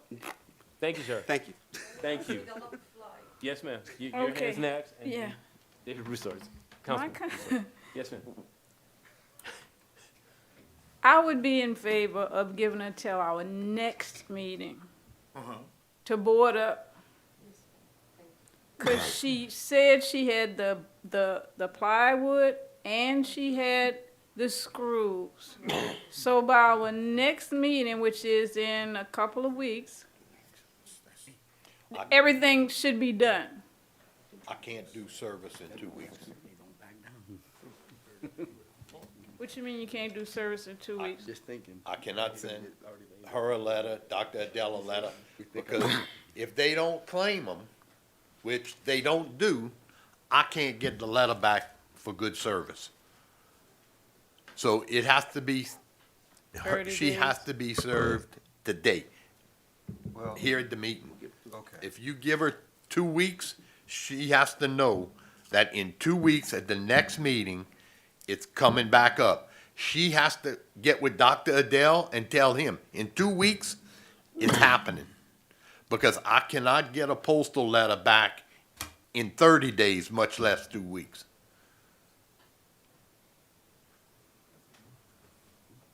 Well, I think he had, I'm gonna do it either way. I'm gonna Okay. do it the next couple of weeks. I think he had the right to be here tonight and he wasn't here. Right. So we're just gonna continue that, and I don't think he can complain if he didn't show up here tonight. And I don't think you need to serve her if she is here and we give her notice on the record that this is coming up. I'm not saying 2 weeks is a good idea. Well, we haven't, I'm just saying it's a Yeah, we haven't got there possibility. yet. we're not there yet. Yeah, we're not there yet. Okay. Even if we vote to tear the house down tonight, I have 3 houses we voted to tear down of this family. And they stuck in legal. Thank you. Doris and Bank. What, I need an answer. I've been trying to get an answer for 2 months now. The people have been calling me left and right on that house, and we said we did what we had to do, and it doesn't get done. I can't believe something's holding us up that long. 3 houses in my district that a certain family owns. We voted to take it down. So all we're talking about right now is for naught, because you're gonna bring it through legal. For now. I'm sorry, but that's how it is. I got 3 houses stuck that we voted 3 months ago to tear down. Why is it stuck so long? Then not about to me, I have nothing to do with it. Oh, you part of it, you'll Somebody be part of make a this one too. Yeah. Okay, You'll be so, brought Yes, through ma'am. legal. all right, so, this is a house in my district, and Yes, it's incumbent on me to make the motion. I will say that, I'm compassionate, but I'm also believe that my word means something. And so if I tell you I'm gonna do something, I'm gonna get it done, come hell or high water. Or you gonna know way ahead of time that I can't do it.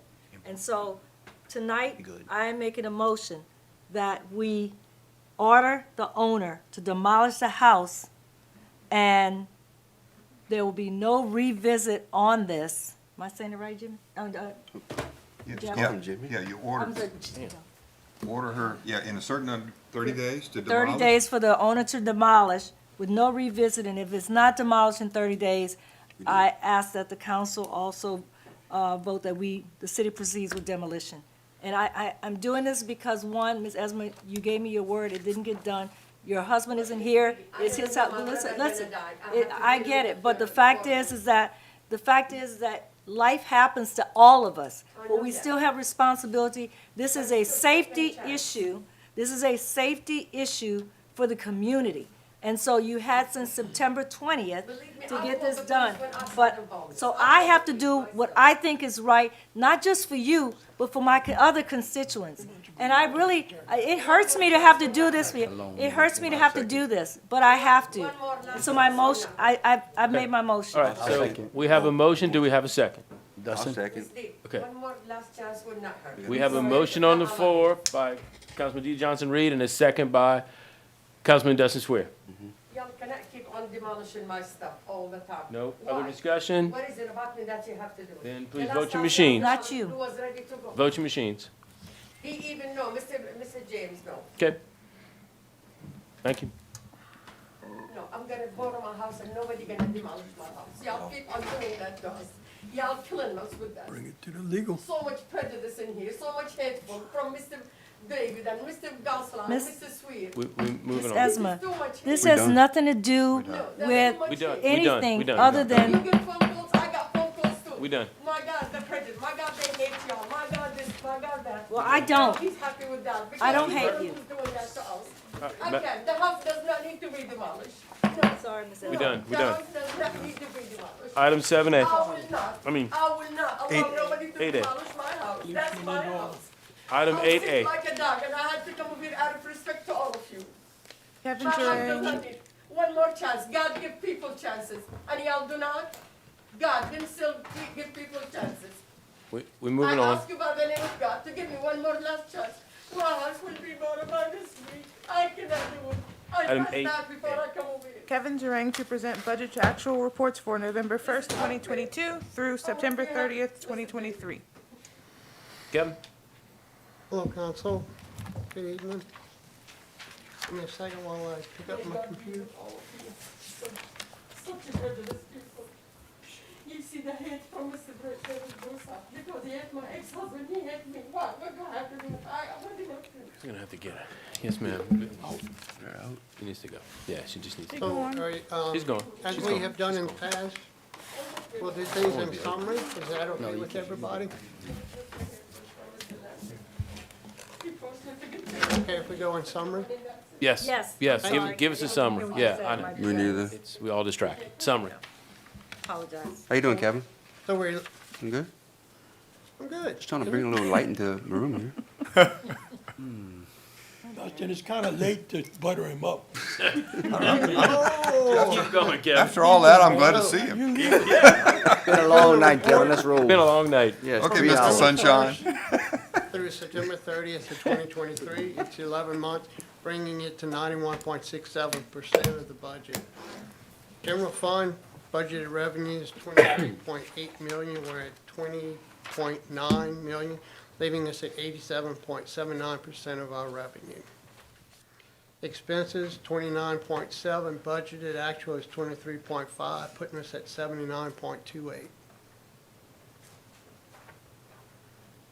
Parks and Recreation, budgeted revenue is 1.6, actual is 1.4, leaving us at 86.24% of revenue for Parks and Recreation. Expenses budgeted 1.7, actual is 1.2, leaving us at 70.47. 1960 sales tax fund, budgeted revenue 10.4 million, actual is 9.5, leaving us at 91.61%. Expenses or distributions or disbursements are 17.5, budget, actuals are 10.7, leaving us at 61.05% of our budget. Police and fireman safety tax, budget 4.1 million, actual is 3.8, leaving us at 91.21% of our revenue. Expenses or distributions or disbursements of 4.1 million, actual is 3.4, leaving us at 82.7%. Highway 14 TIF, budgeted 379,000, we're at 329,000, leaving us at 86.64%.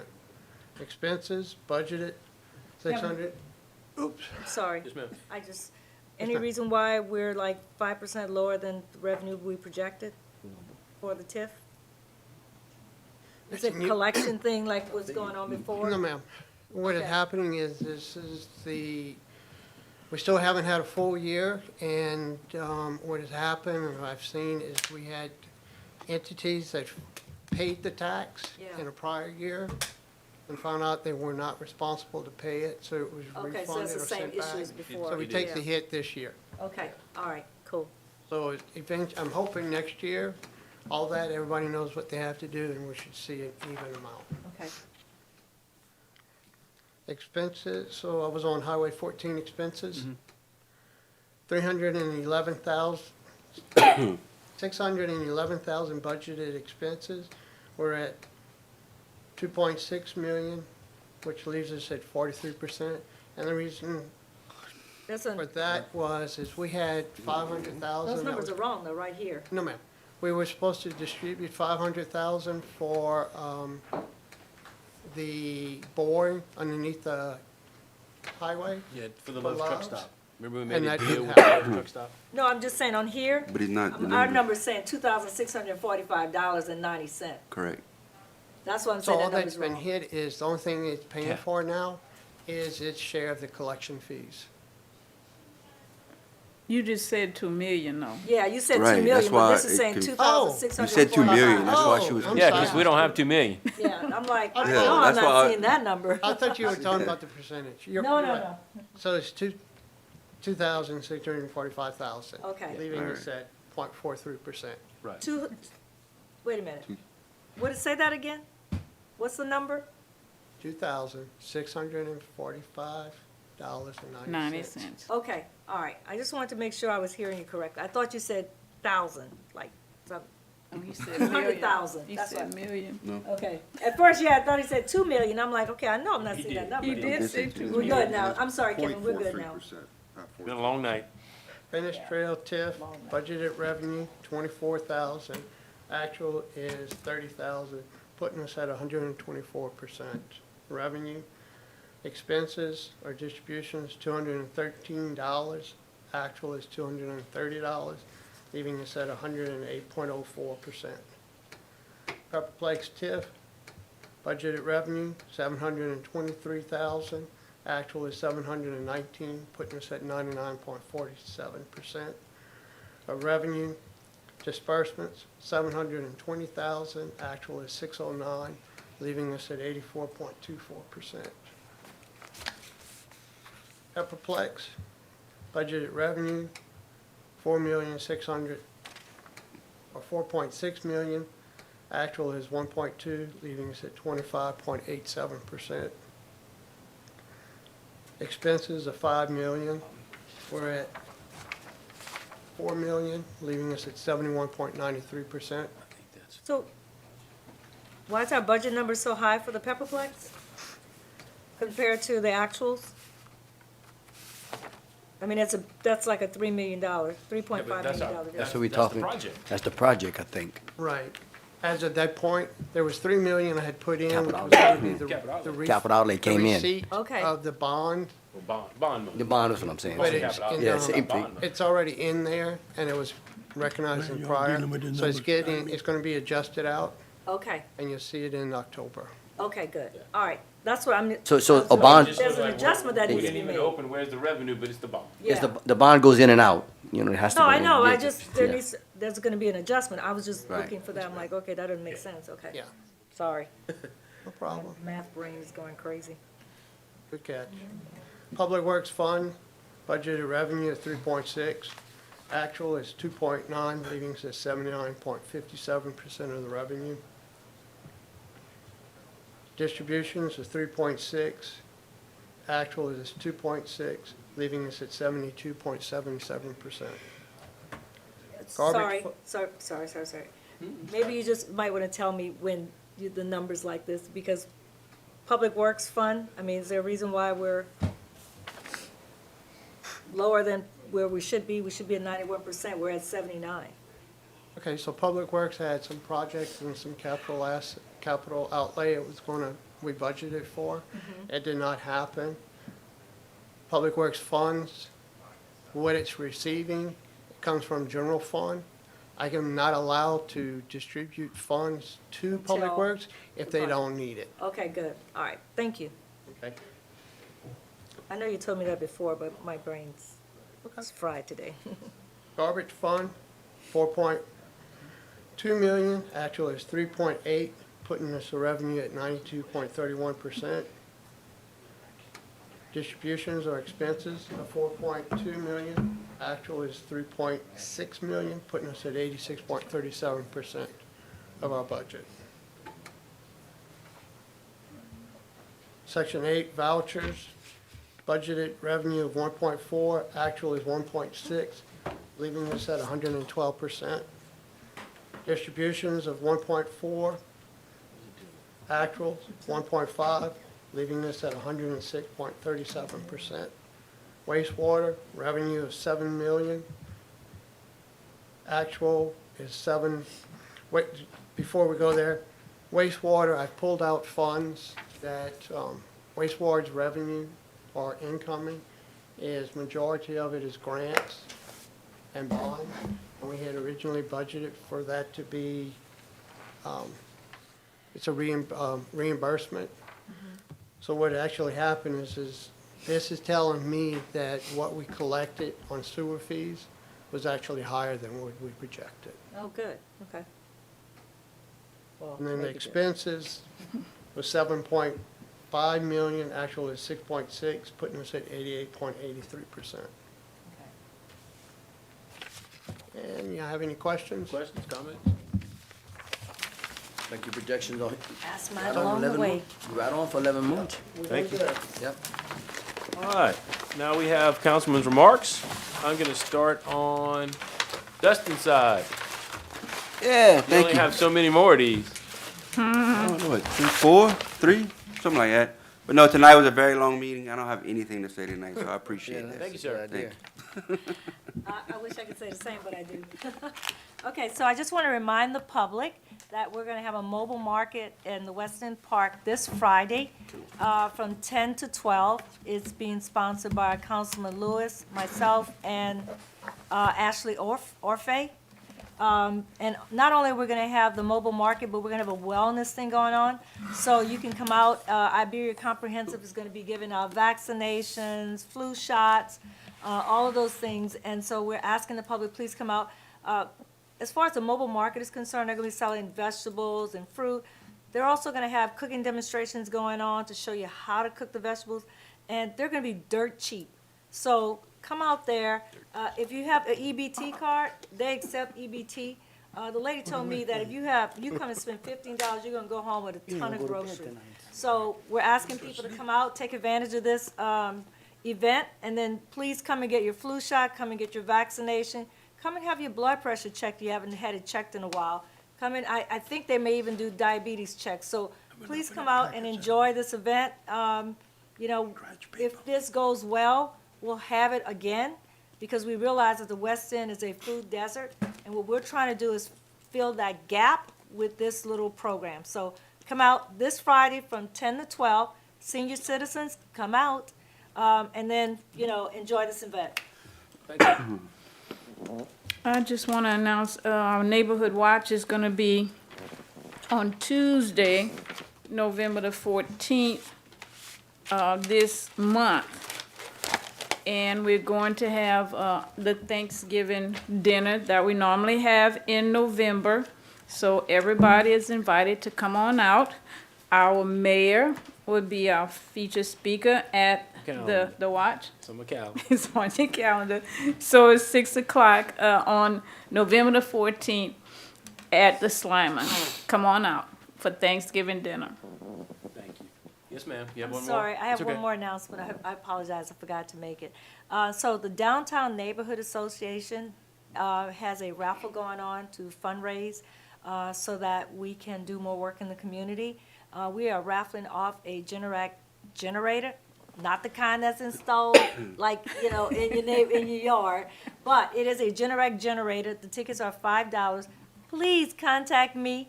By the way, council members, you know I'm going to be hooking, you know, asking you guys for a donation. But please, in the public, if you get a chance to win a Generac generator, call me. I'm happy to come to your house and sell you a ticket, a raffle ticket. Thank you. Thank you. Yes, sir. So, a lot of great events going on, but I think we got one important event. Remember, early voting this week? No Fridays, Veterans Day, so we can move it to Saturday. Election Day is November 18th. Look, I mean, in my opinion, only was pretty, you know, embarrassing to turn out for the first. I think more people should go out on next Saturday, right to vote. So hopefully we go turn out and go vote. And like you said, it makes a difference, right, Dee? Yes, it does. It really does. So, all right. Thank you. Yes, sir. In my neighborhood, we had an uninvited guest last night, a bear. He tore into a bunch of garbage Came from my cans. field. We call wildlife fisheries, so they're gonna try to get him and, put a mark on him and see if we can guide him another direction. So that's all I have tonight, Mr. Mayor. I really don't have comments. All I can, Councilwoman Reed, the graveyard cleanup, we had attempted to go out and, spray poison, thanks to, our Mayor Pro Tem who always helps with that. We had attempted to go out, but then the weather changed, it got too cold, so we had to push back dates. But we are, attempting to get back out there as soon as it warms up. We probably gonna spray this week, and Yes. in about 10 days, we're gonna do a cleanup, just all about the time for that. Timing is everything, but we are, still monitoring that graveyard and trying to, keep it clean. That's right. Thank you, I Councilman think Lewis. that's all I have. Thank you. I don't have too many. This Saturday, we have a boat and car show that's downtown, Bowling Plaza. It's sponsored by the city. And of course, we have our Veterans Day celebration coming that night. That starts at 6. Car show is cars and boats at 10 to 4. We have a couple bands. We have some food trucks. That'll go from 10 to 4. And then around 5, people start showing up for veterans, and that starts at 6. Saturday and Friday? Saturday. Yeah, I'm cool. And that's really all I got. Motion to adjourn. Motion. Thank you.